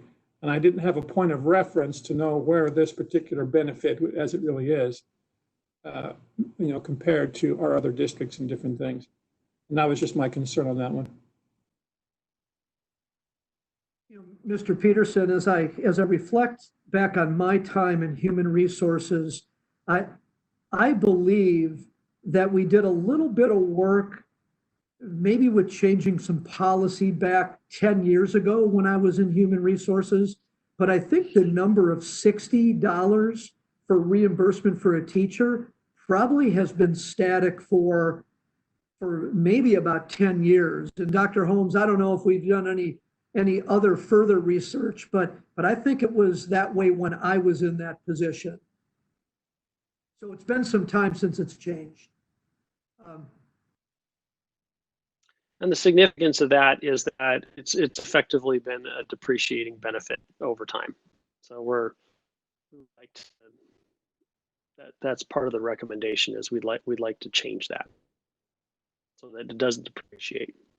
Oh, Dr. Holmes, I can appreciate the words you use. So it really has become less of a benefit every year over time. Yes. Thank you.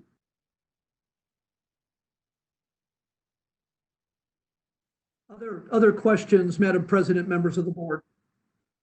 It was my understanding when we had our conversation that was not an expensive benefit for the district, and that it was quite inexpensive, but gave an added benefit to teachers as a result of not costing the district very much at all. Pete, I hear the conversation and we're saying $60 for teachers, but it's my understanding that we're talking about a lot more than teachers. And we're talking about, average, some people where it's as much as $150. So I guess right now I'm just coming to terms with the amount. And if we did look at, so definitely I hear board member Peterson, and definitely you and I had some discussion around this benefits and what it would cost the district, and definitely what it looked like, because I do realize we're not necessarily talking about the here and now for everyone who, if someone just wants, it's not something that someone just cashes out, it's when they're leaving. So we look at it for retirement. Some people, that's as much as, and we did even, Pete and I talked about it, we did a cost analysis, and if we did a by day, but if you do a lump sum, for some people that's 10,000, for some people it's 15,000. So, and when you look at if it's 10 people times 10,000, that's 100,000. So I think it's important with these kind of decisions that we actually know what the numbers are. I definitely always want to make sure that we're giving teachers benefits, and that's who we've discussed, but I know we have a few employee groups, yes, want to help classify people, all members of the district, all people who are in this group, but as being fiduciaries of this money that the public has entrusted us with, I think it's good on the back end that we actually know what the numbers are, and that if it's is a small amount, we have an idea. I know we won't know how many people are going to retire and cash out, but not to look at a negative situation, but also we don't want to be surprised at what this looks like on the back end.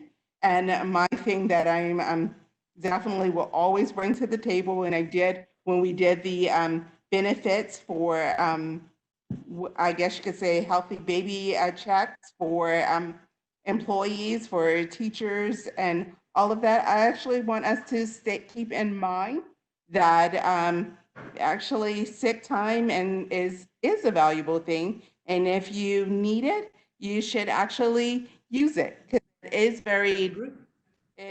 is a little bit upsetting to me to not see great numbers of, and basically I would love to see 100% of our employees and our teachers actually go and get well checks when we know 0 to 5 is when brain development happens. So I know they don't have to take sick time to go do that, but that is one thing I don't want to get, because we've actually increased that benefits giving incentives. Dr. Holmes, we talked about that several times. I was happy to see that benefit. So I want to correlate that and think about that while we're doing this benefit. But I do, and I heard everything you said, Dr. Lesser, about this benefit and it from a whole numbers perspective. But I think on the back end, there needs to be further discussion that we actually know these things and not have a maybe this is what we think theoretical, because we're a large school district, and when people start cashing out, if just the idea of one person at 10,000 is a lot of money, and I said time 10, but we know we have as many as 200 people leave the district.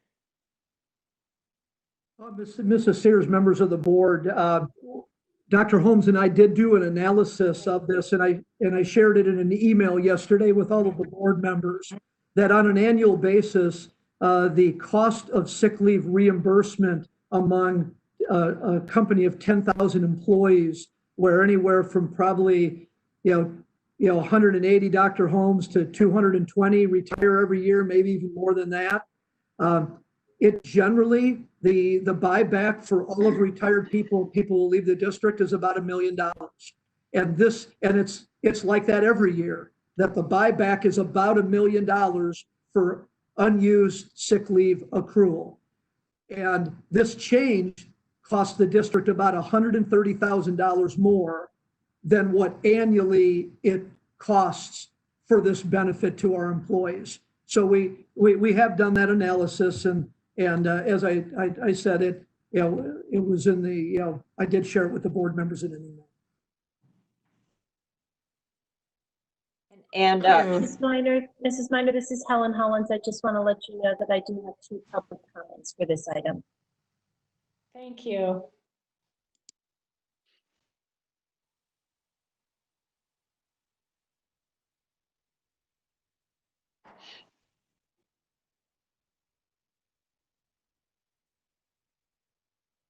Mrs. Minor, we certainly can take more conversation with the board members here. Would it be appropriate to hear the comments, and then if there are additional thoughts, questions, or comments from the board, we can continue with that as well.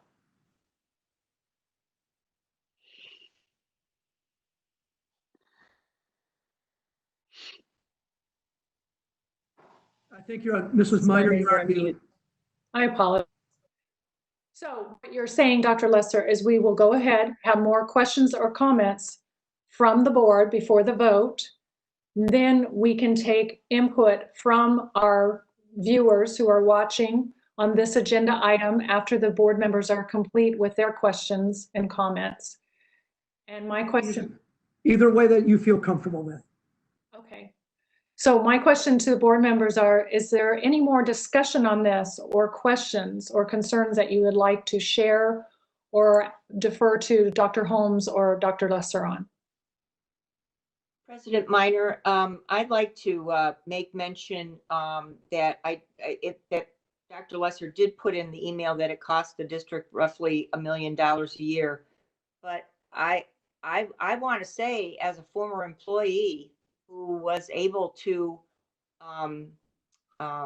get some monetary benefit out of not taking sick time, that this is a very valuable benefit to employees.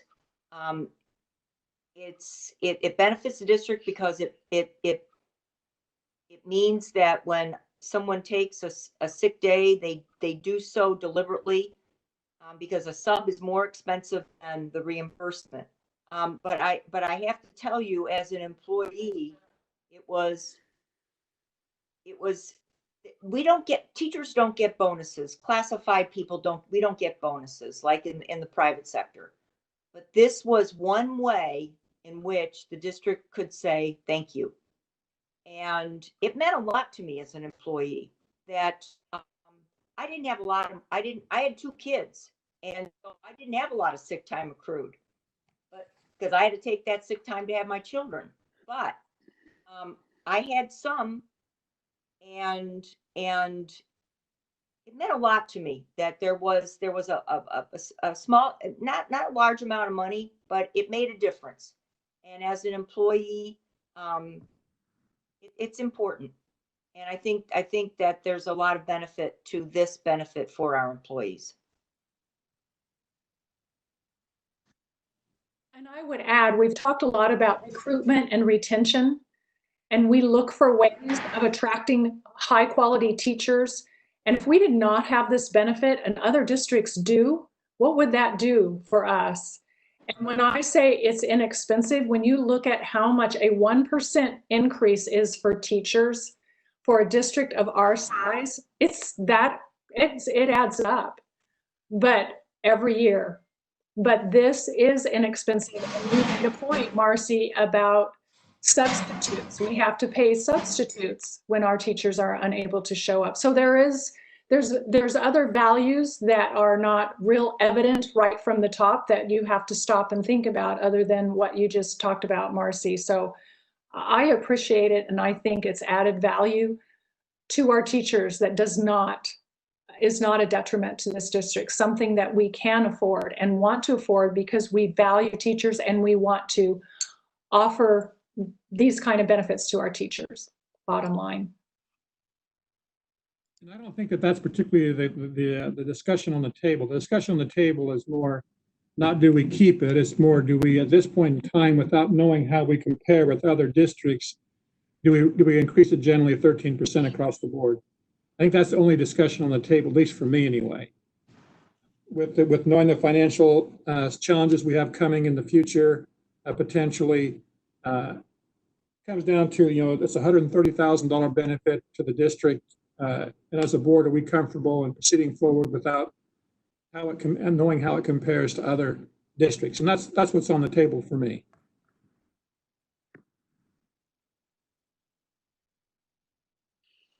I think that's a valid question, Mr. Peterson. I felt reassured in talking to Mr. Thompson going over the budget, what we are doing for next year to anticipate and the savings we have had this year.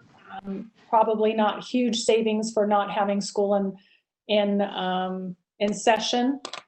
So I've taken that into account, as well as the fact that we have not updated this for such a long time. But I think you have a good point, Mr. Peterson. I think that's, as a board member, we need to consider that aspect as well. Thank you.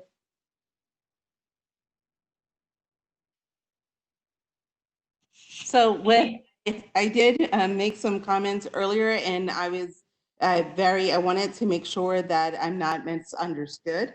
Whatever benefit that we can add to our teachers and our classified employees, I am definitely all for it. I do have that thing that I do put out there again in terms of making sure that we're making sure our teachers have the ability.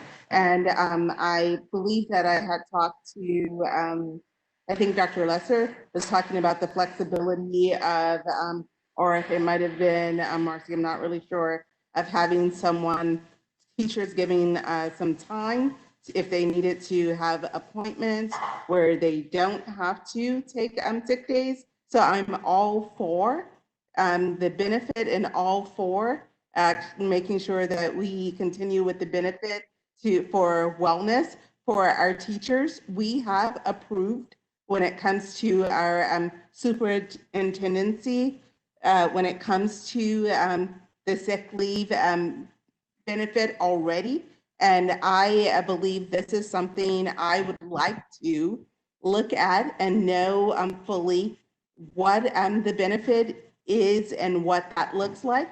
So hence that $10,000 that I'm putting out there and what happens with our superintendency. I know it's a larger amount of money, and there is a difference between a teacher who's in a classroom and our superintendency who's getting this benefit that's already approved. So it's something that I would like to look at and see what it looks like. I do understand that right now we have a budget, we have money, and I'm going forward. I think that's one of the reasons why we're concerned that the legislature does do the right thing when it comes to COVID-19 and how it will affect the future going forward. So this is something I think we could, I would suggest that we look at in our study session going forward and look at how right now we're talking 100,000 of this. I get it, but there's a larger piece on it and how it's actually, how we do it and what is all of the components. I think it's more than, so $1 million in a $750 million budget isn't a lot, but we just finished talking about textbooks. And so sometimes teachers are saying, okay, what gives where? So I'm not totally focused on teachers not getting this benefit or thinking teachers shouldn't get this increase. I'm all for it. I think there's other areas we really need to look at when it comes to this benefit and how it affects our total employee group.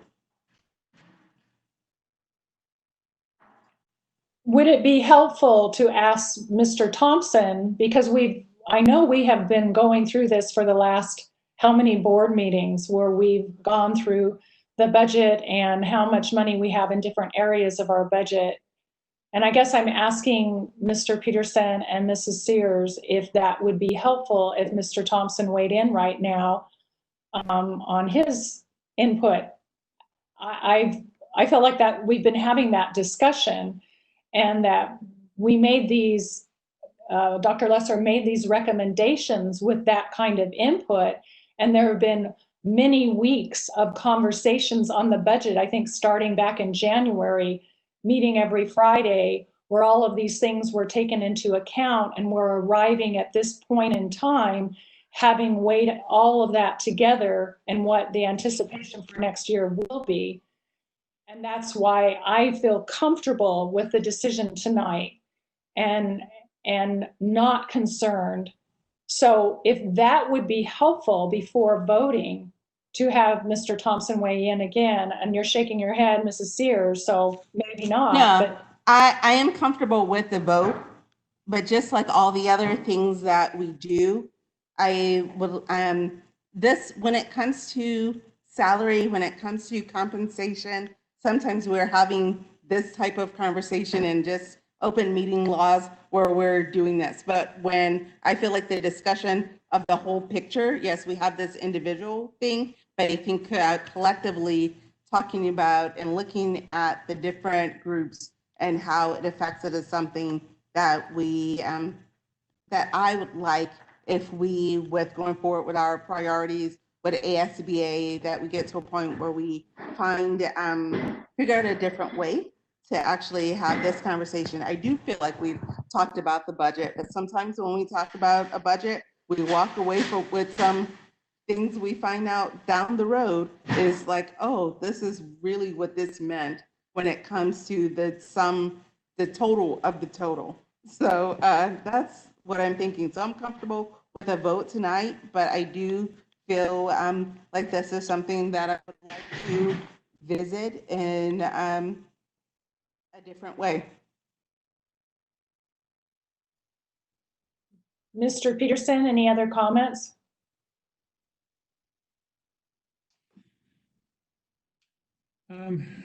No, I guess maybe a proposal. Can you do a proposal to approve everything in the agenda or on this particular item with the exception of the salary? Let's get that, sorry, with the exception of the sick leave increases, let's get that approved and out. And then let's just call for a vote.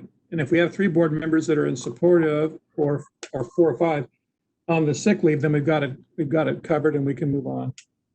I think we've had enough discussion. Mr. Peterson, so the 2 options here would be a motion has been presented by, was that Mrs. Hutchinson? And then second by, was it Jenny Richardson? Yes. Okay.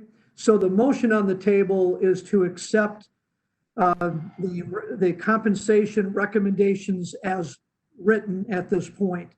So the 2 options are either you follow through with the vote and see the outcome of the vote.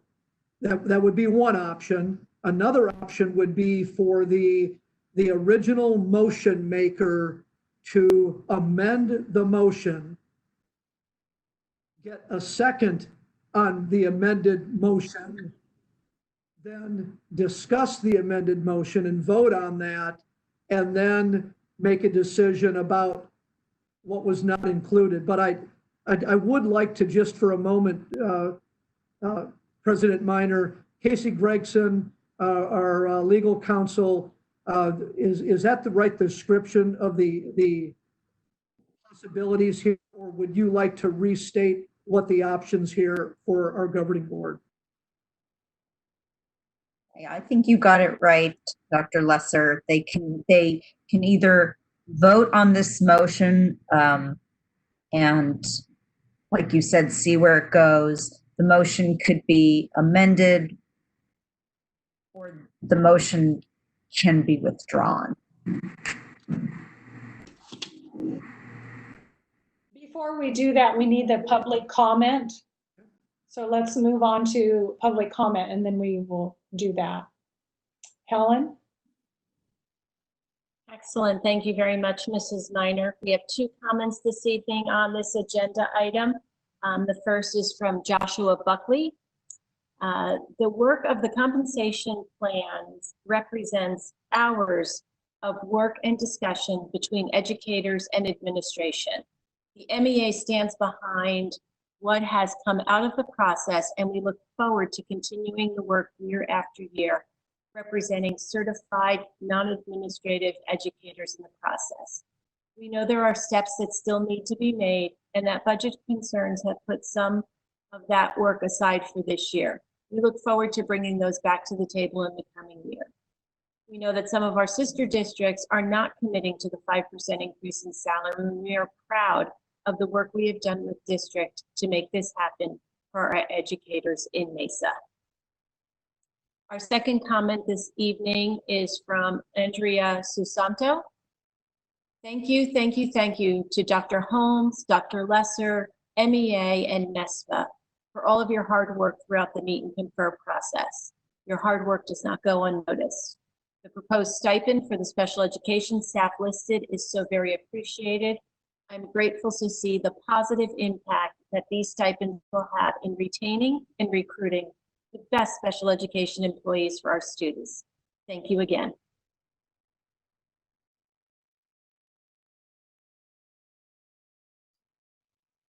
Thank you, Mrs. Hollins. Okay, with that, we are going to do an amended, if you're okay with that, we will do an amended vote or motion, excuse me, amended motion. I think would be the best. Would you agree, Dr. Lesser? Or Well, so if that's the route that you take, then the person who made the original motion either needs to withdraw the motion and then a new motion is made, or the original motioner needs to amend. So it's in the hands of the person who made the original motion, either to withdraw it or amend it, if they choose to do so. okay. And I believe that was Marcy. Was that you, Marcy, that did the motion? That's correct, President Minor. Dr. Lesser, at this point, there is no way for another board member to amend my motion. That is correct. That's the way I understand it. Yes, and legal counsel Casey Gregson, please weigh in on that. That either Mrs. Hutchinson needs to amend the motion or rescind the motion.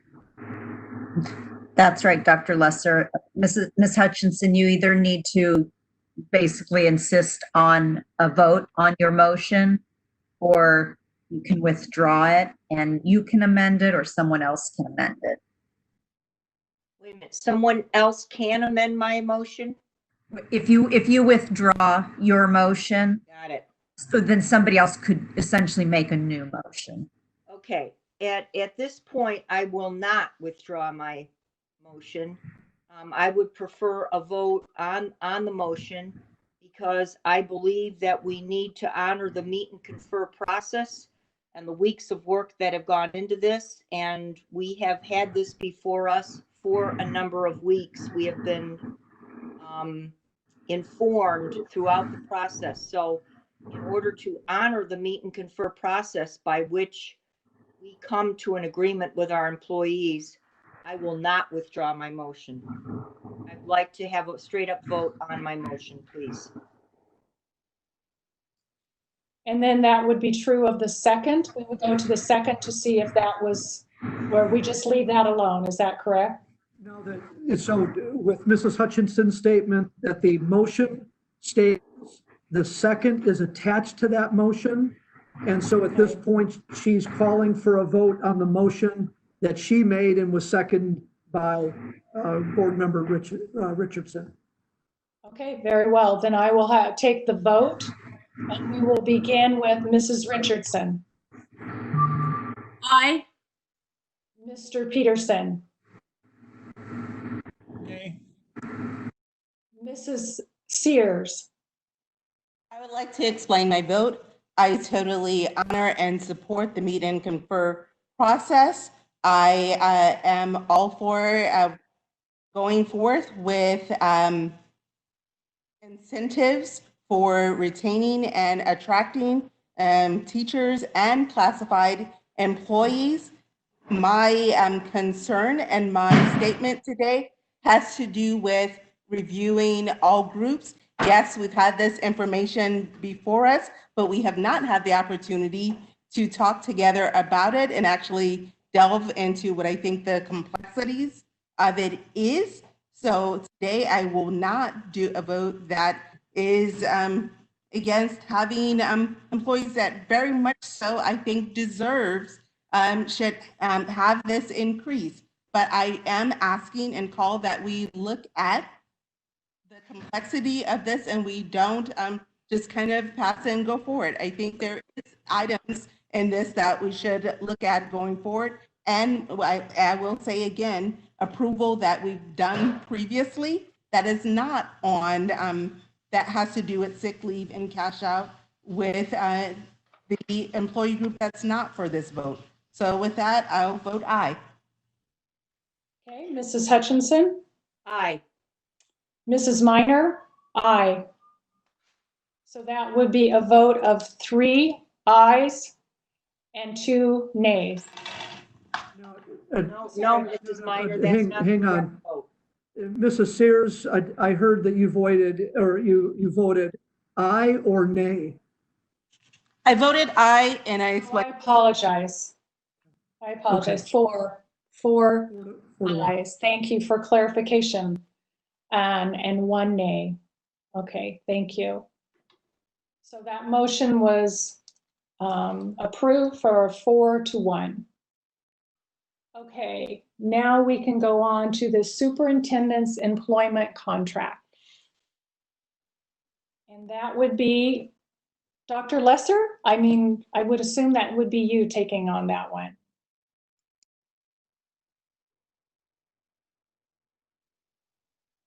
Dr. Lesser, you're on mute.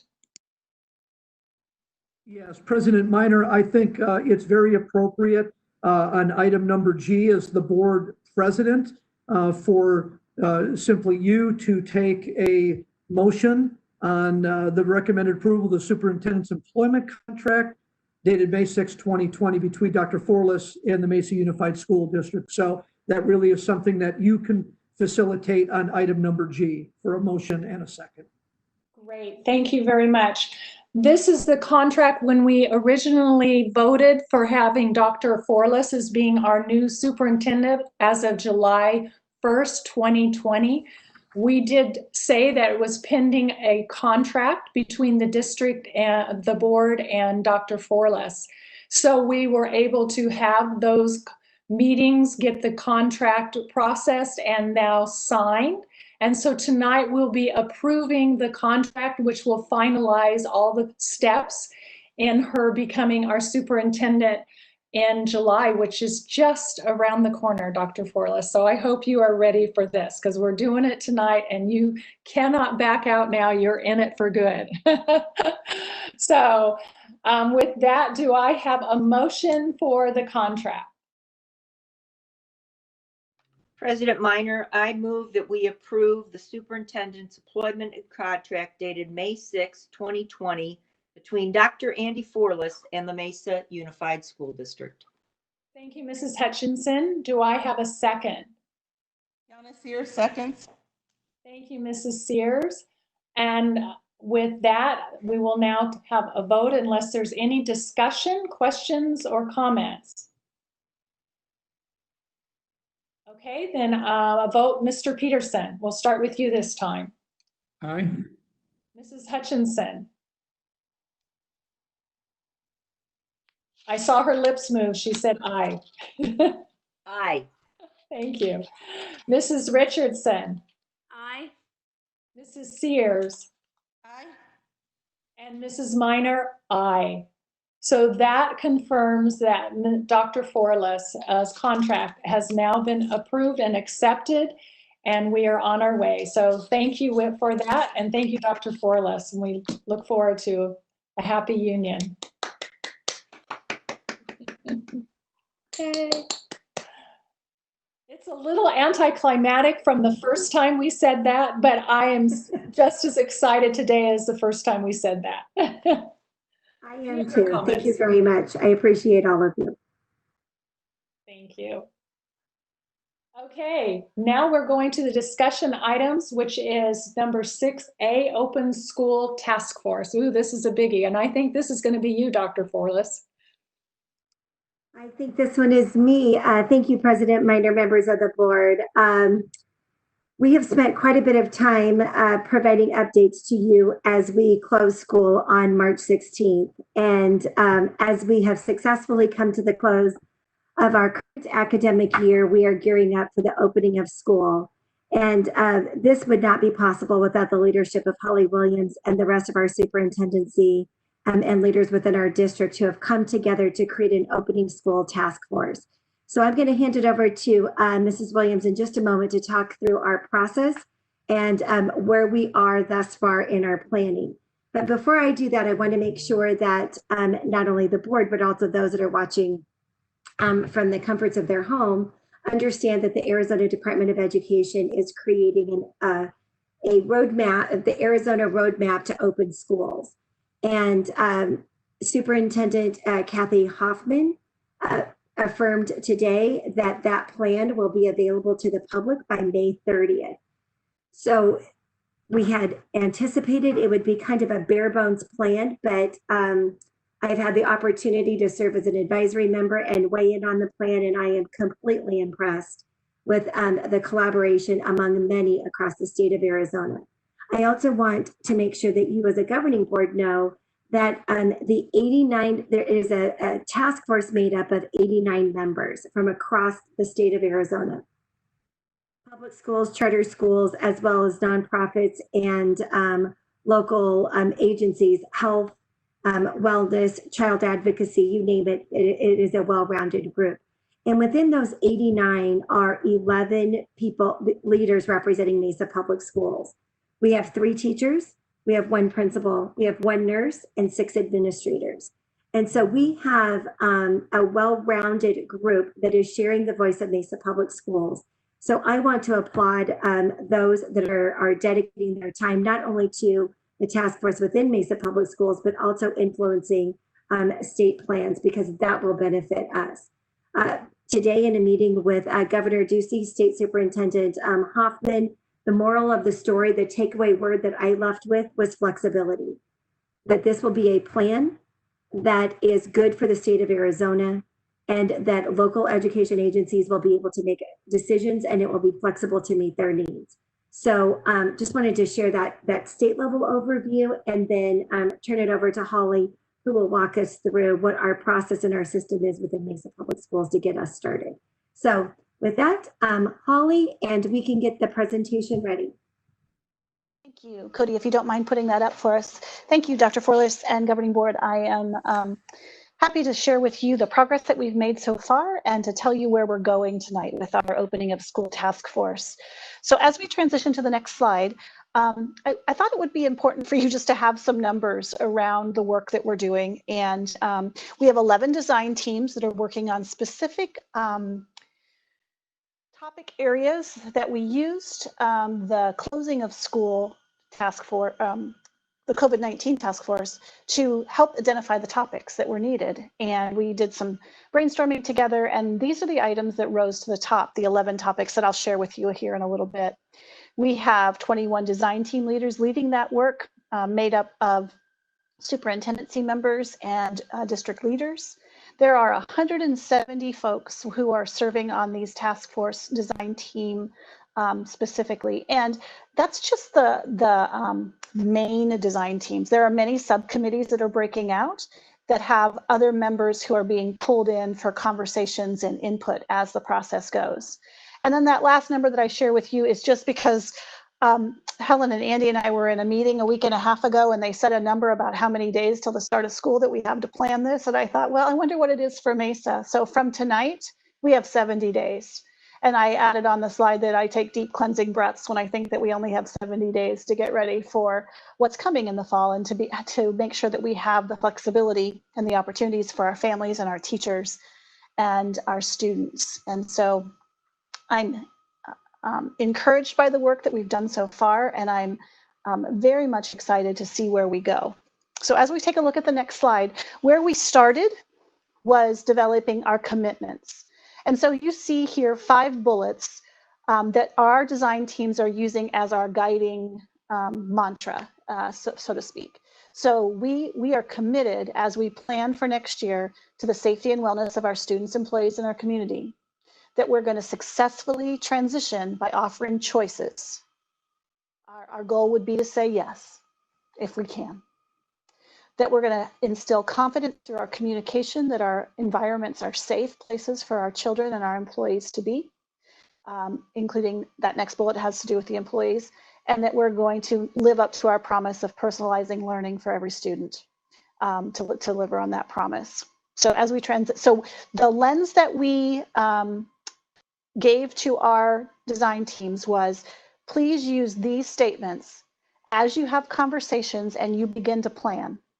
So the next slide tells us the different teams that we have going. These are our 11 design teams. You can see Helen's team, Helen and Heidi's team, Jonathan on that team created icons for us. It's helping us sort documents. It helps as they have their templates for planning.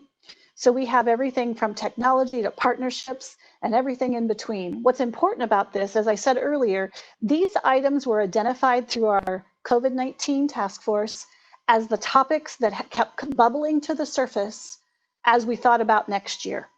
And so we broke it down into 11 categories, assigned leaders to each of these, and we are beginning the process of holding meetings to design what the plan will be. So I'll give you an example. I'm helping to lead with Steve Hogan, the sports specials and extracurricular. So the idea around that is we try to stay in our lane, right? We ask ourselves, what will sports, extracurriculars, and specials look like in the fall? And what are the plans for that? But we know that sometimes that means we're going to talk about health and safety, and we're going to talk about budget, and we're going to talk about technology. So as these design teams are kind of bubbling up all of their ideas and creating their plans, we have templates for them, kind of a worksheet for them to fill out, where many of these topics are listed that they can put as a parking lot, so to speak, where those committees can come back to it. So if the sports and specials group says, we think every kid's temperature should be taken. I'm not saying that's what's happening. I'm just giving that as an example. Then perhaps that goes to the health and safety to say, okay, health and safety, what are your recommendations around temperature taking? So there's some cohesion and some cross purpose into our committees. We recognize that they are not standalone, that they all will intertwine and they all will touch each other in some way. So it's important as design team leaders that we are continually finding ways to communicate with each other about the things we're thinking, getting that feedback, and continuing the conversations. So if you would go to the next slide for me. I provided just some updates from some of the committees. And I didn't give you all 11. All 11 have started and launched into some conversations around what their committee will be working on. And many of them have set norms. Many of them have begun the process of brainstorming what topics they need to discuss. And many of them have broken into subcommittees. So Cody, my screen might have frozen. Are you on the next slide where you're showing? Okay, thank you. Teaching and learning options, as they plan these things, they are planning for 3 options that will have many facets within those options. So face-to-face, what does that look like? We're asking ourselves, does face-to-face look like what we've always had face-to-face, or is face-to-face with perhaps an alternative schedule where students attend sometime and rotate days or half days? All of that is being discussed. No decisions are made right now. Hybrid or intermittent means this is where we have some flexibility for possible closures. Should we have a school that has an outbreak that the ADE or the state gives us guidance that says if you have this percentage of students who are sick or faculty members who are sick or have been exposed, then we need to close for a time. This would also be a place where we would be helping those families have a choice if they have students who have immune challenges or they just don't feel safe yet coming back. Then how could we do a hybrid of a face-to-face and a remote, or a stoppage and a start should they get exposed? So planning for that. And then the one that none of us want to plan for, but we need to plan for is, what if we can't open in the fall and we have to remain completely remote? So we're planning for that too, hoping that that's not an option that we have to enact, but knowing that it would be not prudent to not plan for that possibility.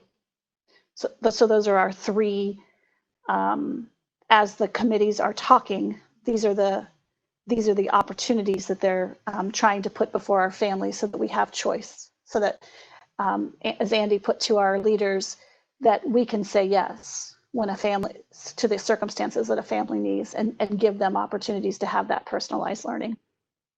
Okay, Cody, the next one, please.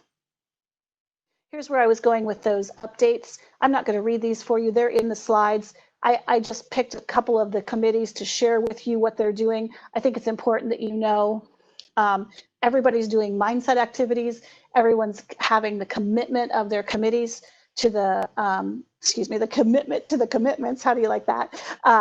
Making sure that the design teams know what's expected, and then many of them are breaking into subcommittees. As I've talked with leaders today, it became even more obvious on many of the committees that subcommittees were needed, including the one I serve on. Cody, go ahead to the next one for me, please. You'll see partnerships here. The work that Marla's doing with her committee includes reaching out to our business partners and seeing how they can support us in this effort, and learning from them on what practices they're putting in place, and bringing best practices back in. And then one more slide, Cody.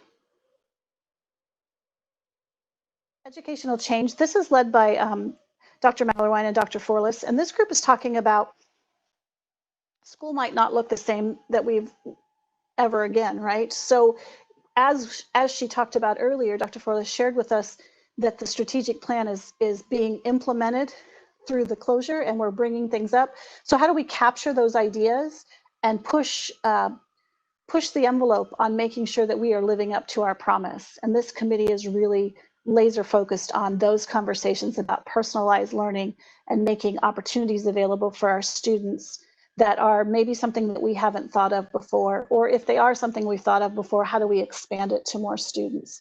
Spending a lot of time talking together around the latest and best literature around this type of work, and they're sharing that together. Another one for me, Cody, please. And then there's the last two that I've summarized for you. Again, human resources, talking about how do we, in the immediacy, are we talking return to work during the summer? And so that's their first task to talk through. And then what will it look like in the fall, and what options will we have for employees? And then I shared a little bit about what sports and extracurricular, our focus we met this morning, and our focus was around summer programs and what recommendations will we make. Should we do summer camps and or coach workouts and those kind of things with our teams? So that's what we worked on this morning, because we know that's right now, and then we'll move to fall. Okay, Cody, if you go to the next slide for me. This is an important part that I want to make sure I emphasize, because you may have seen the slides before and wondered, okay, how do people fit into this? And one of the things that I've gotten feedback is, where's the parent voice in the process? So I want to share with you where it appears. Two places. Right now, in stage 1, we currently have a survey that was given to our families, and the data will be coming in through Helen and her team this week to us. We're using those voices to guide the work of the task force. The feedback that they gave us on that will help us make informed plans about what families are saying, about what they think in the fall. The second will be in stage 3, where I say share plans with all stakeholder groups. Much as we've done with the master plan and the strategic plan, where we've gone out to the community and said, okay, here's our draft. What do you think? Give us feedback. Before this is finalized, we need to hear from you. Our plan is to hold community stakeholder groups with parents, with teachers, with students out in the Pollyanna, and think I can do it in person, but we'll probably do virtual meetings, and invite people to come in, look at what we've put together for them and what we're thinking, and then take the best recommendations and put our minds back to it and revise it before we roll it out to our community then at the first part of July. So our stages are, right now, we're setting up our teams, we're beginning our meetings, getting going. Stage 2 is the really deep dig creating the plans, using the ADE guidance to create those plans, and preparing to have those plans to the task force leadership by June 10th. So we're on a very accelerated timeline, but the idea is if we have them June 10th, then that gives us the last 2.5, 3 weeks of June to take them out to the community and say, okay, what do you think? What did we miss? What do we need to be thinking about that we're not? And getting that parent and student and in additional teacher voice into those plans, so that in July, when we're talking with our principals and starting our school year, that we have very complete, ready to go plans. So that's our timeline, and that's where we're infusing that parent voice, because I know you'll have community members ask you about that. So I wanted to make sure you had that information. 2 places, through the survey right now, and then stage 3 when we take it to the stakeholders. Okay, next slide, Cody, I think is just if you have any questions, that's where we're at right now. We will, of course, update you all along the way, but we have done a lot of work in a little bit of time. And as Andy said, that ADE guidance, I think, is going to drive us. We also will have AIA guidance to help us with our sports part. When I think about through the lens of that, I know Steve Hogan, they've got many task force when they're talking about how we handle extracurricular and sports coming in the fall. So we'll be using their guidance also. So I'm happy to answer any questions or fill in any gaps of things that I may have left out. Holly, this is Andy. I just want to say thank you to for your organization and keeping this momentum going. And the other is, we think about parents. I think what's important, this task force is made up of design teams that are employees, but the majority of them are also parents, and many of them are Mesa Public School parents. And so we keep asking within our group, okay, think through the lens as a parent, think through the lens of an educator. So what talk are you having with yourself? What do you need to feel confident as a parent? What do you need to feel confident as an educator that we're making the right moves? So we keep going back, and we want to understand it's really hard to divorce yourself from being a parent when you're an educator, and vice versa. So we just keep reminding to have those conversations. And then the other, Holly mentioned that there's a parent survey out. There will also be a survey that's going out to our teachers, and a survey that will be going out to our students about what they're looking forward to when they come back. I think our big challenge as we look forward will be, how do we match those numbers? What happens? So the big problem for us to solve that I keep thinking about is, what happens if 50% of our families want face-to-face and only 30% of our teachers want to teach in a face-to-face environment? How do we put that puzzle together? So it will be really important that not only do we collect survey data, but we're having these focus groups for the real conversations and following a lot of the research that is coming our way, and what we will be learning about reopening of Arizona in general, and how does that match up to schools. So this is a powerful group of 170 people with very strong leadership. Thank you, Andy. I think one of the things for me that will be hard, that makes this even more difficult than it is, the landscape will keep shifting all the way up into August, so we can have a plan in place in July, and just like it happened in coming, it will happen in going, and the plan and the feeling of the people and the data may shift and change on us all the way up. With that being said, I know I was tagged in a Facebook post earlier this week about, maybe it will be beneficial to have, when we have back to school night this year, it's more of a, here's what it will look like. And maybe there's a rollout even before that about, maybe back to school night is a week before, where it's going to take a lot of community conversations to help people feel comfortable with what's going to happen for school this fall, and it will look different to help staff members, teachers new to teaching. All of this will look different as it amps up, and that it's a scary place. So I appreciate all of your hard work, and I really appreciate you bringing in how parents and student voice will be involved in this process, because right now they're just reading things online and thinking, is that is that what it's going to look like? And I'm like, they're just starting these talks. Nobody has a plan yet, but they all want to know. It's certainly on everyone's mind. So thank you. I think this will help a lot of people. That's one of the things, thank you for bringing that up. That's one of the things that we've talked a lot about in our group design teams is the ability to be flexible, knowing that we're planning for what we hope it will be. And it has to be a nimble plan that we can pivot on depending on circumstances. Because if you think about where we were 2.5 weeks ago, it was completely different than where we are today. And we anticipate that continuing on through the summer. So that's a continual message that we have around do your best with what we know today. And we will have to be nimble and be ready to adjust as it goes. So, so far, most people are able to kind of go there, but it's hard to predict the future when you have no idea what the landscape will look like. So, and we do have a great team of people who have a communications team to make sure that we are communicating very well and frequently and giving parents and students and community members updates.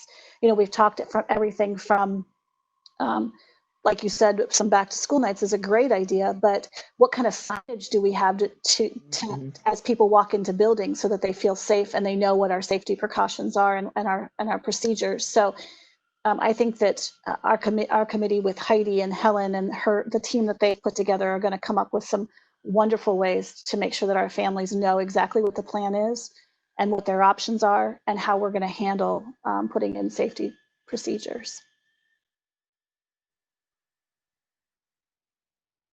Holly, this is Marcy. I'm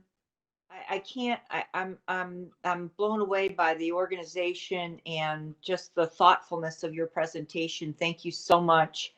I think you're absolutely right about communication, and I'm really glad to hear Dr. Forlis say that there will be focus groups with real conversations because we can do surveys and that gives us a kind of a pulse, but what are people really thinking out there? And that's where the real conversations happen. And I do appreciate all of the planning and the what ifs and the conversations with other people who are thinking about the same things. Because I know one of the governors said, we make plans and God laughs. And I just keep thinking about that as you folks are in such earnest efforts here in trying to do what's best for our community and for our kids. So I appreciate Dr. Forlis saying that there will be an Arizona roadmap to open schools. So that my question is, will there be state guidelines? Will that roadmap be guidelines or suggestions? Board Member Hutchinson, very, very, very excellent and super timely question. So in the meeting today with Governor Ducey and State Superintendent Hoffman, Governor Ducey was very, very clear to say that Arizona has guidelines and the state superintendent says, and we will have guidelines. Those are not mandates. We are I was sitting next to the superintendent from the Navajo Nation. He has a very different problem to solve than we do. So we have to, the statewide plan has to be nimble enough that every school district can jump in to that planning. Okay. And so there will be guidelines. I'm just incredibly impressed with the resources that they are using. Highly regarded agencies that are coming together and sharing what best practices can look like in this particular environment.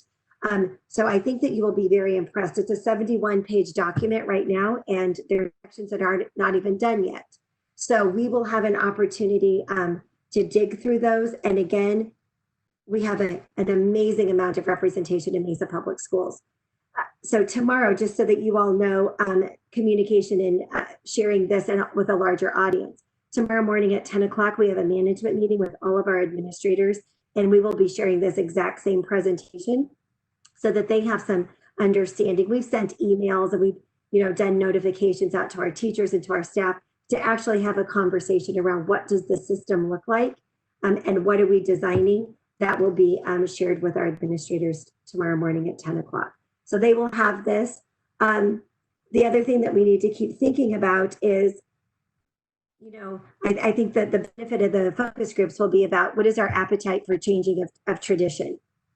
So, some families I say, well, probably we won't have things like perfect attendance anymore. And they said, oh, you've got to be kidding, my child will be crushed. Well, if we can explain the why when we're thinking about stay home, stay safe, what are those, back to those commitments? What is the guiding commitment to drive all of our plans? And I think simply said, our job in Mesa Public Schools between now and the beginning of school is to instill confidence in our community. Mm-hmm. And I truly believe that instilling confidence comes from a focus on safety and a focus on choice. So if I know that the staff is safe and our children are safe, and that they will be safe because they have a choice in the learning environment and the working environment, that will help us to get to confidence, because that's the metric we're after right now. And I don't know what that number looks like other than enrollment when kids come back to school. And so what does that look like? So it has to be, every decision has to be about building confidence in our community. Thanks much for the explanation. Really appreciate it. It's a very complex situation, and I appreciate your guidance through it. Thank you. Oh, it's clearly a team effort. We all are becoming connoisseurs of best practice of opening school amidst a global pandemic. So who knew? And I just applaud what you're doing and throw my support to you. The thing that scares me is now at the beginning of this school year, every parent may be rethinking which option do they want to use for their child. Yeah. Is it a charter? Is it an online? Is it at Mesa Public Schools? And so your focus of helping those parents to feel comfortable that it's a safe place to come and that we're listening to them, and all the things Holly talked about from communications are so critical for us to be able to retain that confidence and retain our ability then to educate and teach these children, as it's literally unprecedented times as far as parents trying to decide what to do next with their children and where they feel safe. So whatever we can do as a board to support you in that, let us know. Much appreciated. Dr. The team. Dr. Flores and Mrs. Williams, I may have missed something, or maybe you just haven't sent it out, and it's okay if you haven't, but I've heard about the survey from some parents already who have mentioned it and said that they wanted to talk about it, giving me their feedback and input on the surveys. So I know they're taking it very seriously and very happy to have their voices heard. So I'm assuming that that survey is one that can surpass the changes. So there's more, I wouldn't say generic questions, but universal questions maybe that would apply no matter the changes that are coming over the next 2 months. Otherwise, you're going to need a survey every 3 or 4 weeks to assess how people feel. That I'm assuming that about the survey. And then the other thing is about a word that I really like in there. Besides confidence, the other C word is choice. When I see that right up front, giving parents a choice, we know that there are going to be some parents, no matter what we do, are not going to be comfortable going back to school. And then there are others that feel very comfortable and just want to get their child back in school in the most normal circumstances as they possibly can. And so the only way to handle that really is to give options, to give choice, and give in those options equity. And I know that is the challenge that you face. And I commend you on all the efforts that you're making to work through all of the challenges of making that comfortable and giving choice, because it would be so much easier to not give choice. You could focus on one way of doing it. So thank you for all of you. And I'm pointing that to both you and Mrs. Williams right now, but for all your efforts to try to address all children and their families as well. So thank you. You are very welcome. And I would be remiss if I was not sharing the voices of our principals and the rest of our leadership team, that the only way that we can provide choice to our families is if we have a healthy staff coming back to work. And so we have to pay very close attention to how we are putting the priorities of our staff at the front of our minds. So, can't teach kids without teachers. Anyone else have any comments or questions? Mrs. Minor, this is Helen Hollins. I've got 2 public comments on this agenda item. Oh, thank you, Helen. Go, unless there's other comments or questions from board members, can we move on to hear public comments on this item? Okay, I'm assuming that's okay. So go ahead, Mrs. Hollins. Thank you. The first comment is from Krista Rowley. Special education was not mentioned in the plan at all. Where does that fall in the planning? Well, we know that everyone worked very hard this year when schools closed. The way that special education services were rendered during the closure are not sustainable for our family in the long run. And the second comment is from Rachel Bostock. I apologize, Rachel, if I mispronounced that. Thank you so much for all of your hard work and planning. You all are amazing. One of my concerns moving forward has to do with something mentioned earlier about opening. With the divide between public and charter, will offering different learning choice make a larger divide and gap in our communities and schools?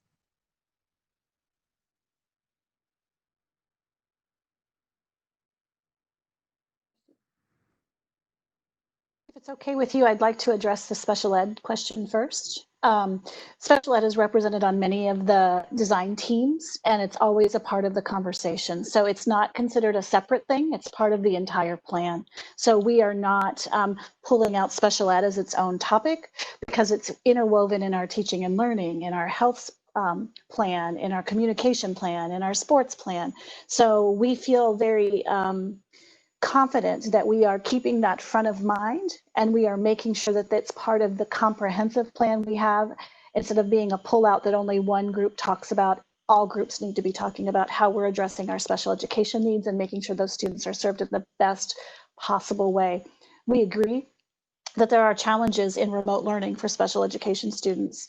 We have to find a way, and Teresa and her team are committed, working with all of the educators that we have on these design teams, to make sure that we come up with the best process for those students to have equal access to the learning and the teaching that they so desperately need. So I wanted to make sure that you knew that it's not forgotten just because I didn't say it out loud. I didn't pull it apart because it's just so interwoven in what we're doing. It will be a part of all the conversations. The second question is a good question. Will choice widen the divide? We hope that what the choice means is not choosing a charter school, that they choose us, that we will have the opportunity for the students to be successful here, and they won't need to go down the street to a charter school because they will have everything they need in Mesa Public Schools. So I'm hoping that with the eye on equity that we have, both through our strategic plan and our planning in these design teams, that won't even be a challenge, because they're going to choose Mesa Public Schools because they see the option that's available to their student, and they will see how it will benefit them in the long run. Dr. Forlis, I hope I captured what you were thinking, but those were top of mind for me. I couldn't have said it better. Okay. Couldn't have said it better. Anyone else before we move on to the public comment? Call to the public. Well, excellent then. That was great. We appreciate the update. We're just as curious as probably everyone else on what's going on, and reading and trying to find out all the information we can.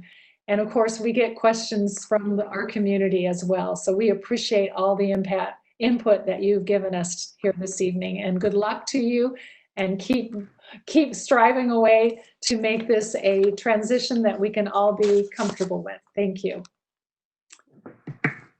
Mrs. Minor, this is Helen Hollins. Yes. We do not have any comments for non-agenda items this evening. However, I do have one comment that came in late on the compensation, and if it's okay with you, I would like to share that prior to your adjournment. This would be the appropriate time. Go right ahead. Thank you. Thank you. It is from Frank Hunter, someone you all know well. Thank you, and I only have a moment to express my appreciation and gratitude. I first have to acknowledge the support from our community, who have consistently been allies, advocates, and activists for our Mesa Public Schools and its employees. If not for their support of the override, this increase would never have happened. It is also important to thank Dr. Holmes and his team, who worked tirelessly for more than 3 years to create a sustainable plan to increase employee retention and acknowledge loyalty and experience of our veteran support staff. I would also like to express my deep appreciation to Mr. Scott Thompson and Dr. Lesser, who invested time, expertise, and encouragement to these objectives. They truly are champions and outspoken advocates for our classified staff. Last but not least, I would like to thank our school board for your inspirational leadership, for always leading by example and keeping us focused on what we have to achieve. Your vote tonight on the classified compensation recommendation will bring us closer to our portrait of a graduate and will increase student achievement. You have invested countless hours and monumental effort to support our community, students, and staff of Mesa Public Schools. Thank you, thank you, thank you.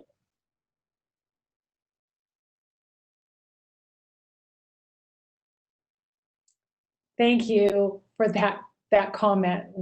We never get tired of those comments. Those are energizing for us, for all of us, right? Not just the board, but for all of you that are there working and trying to do every day the right thing, the best thing we can. So I appreciate that very much. I do have a comment. Dr. Forlis, have you produced any comments on the survey for our public?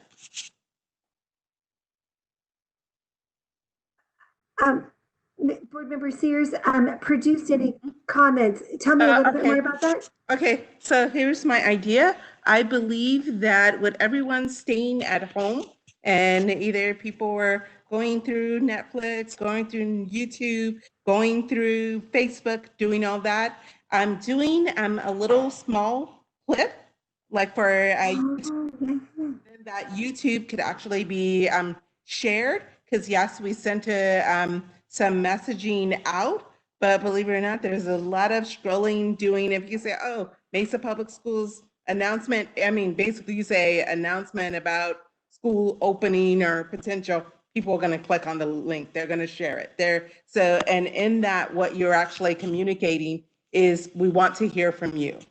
We want your comments. We want your feedback. So hence, and letting that grow and put that out there. And it would be a shareable thing that we can all take a part in to getting that out to the community.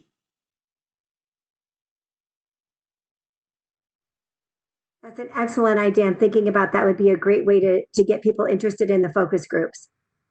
When we have those dates, yeah, that's excellent. Thank you, Mrs. Sears.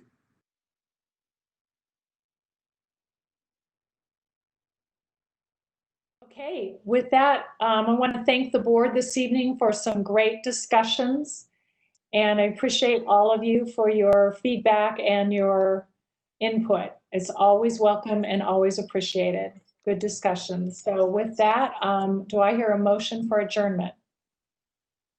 I move that we adjourn this meeting. Okay, do I have a second? Yana Sears seconds. Okay, with that, I now will take the vote. Mr. Peterson? Aye. Mrs. Hutchinson? Aye. Mrs. Sears? Aye. Mrs. Richardson? Aye. And Mrs. Minor? Aye. And with that, that is a motion for adjournment and confirmed with a vote. Thank you. Good night, everyone. Thanks, everyone. Don't forget to hit the red X. Okay.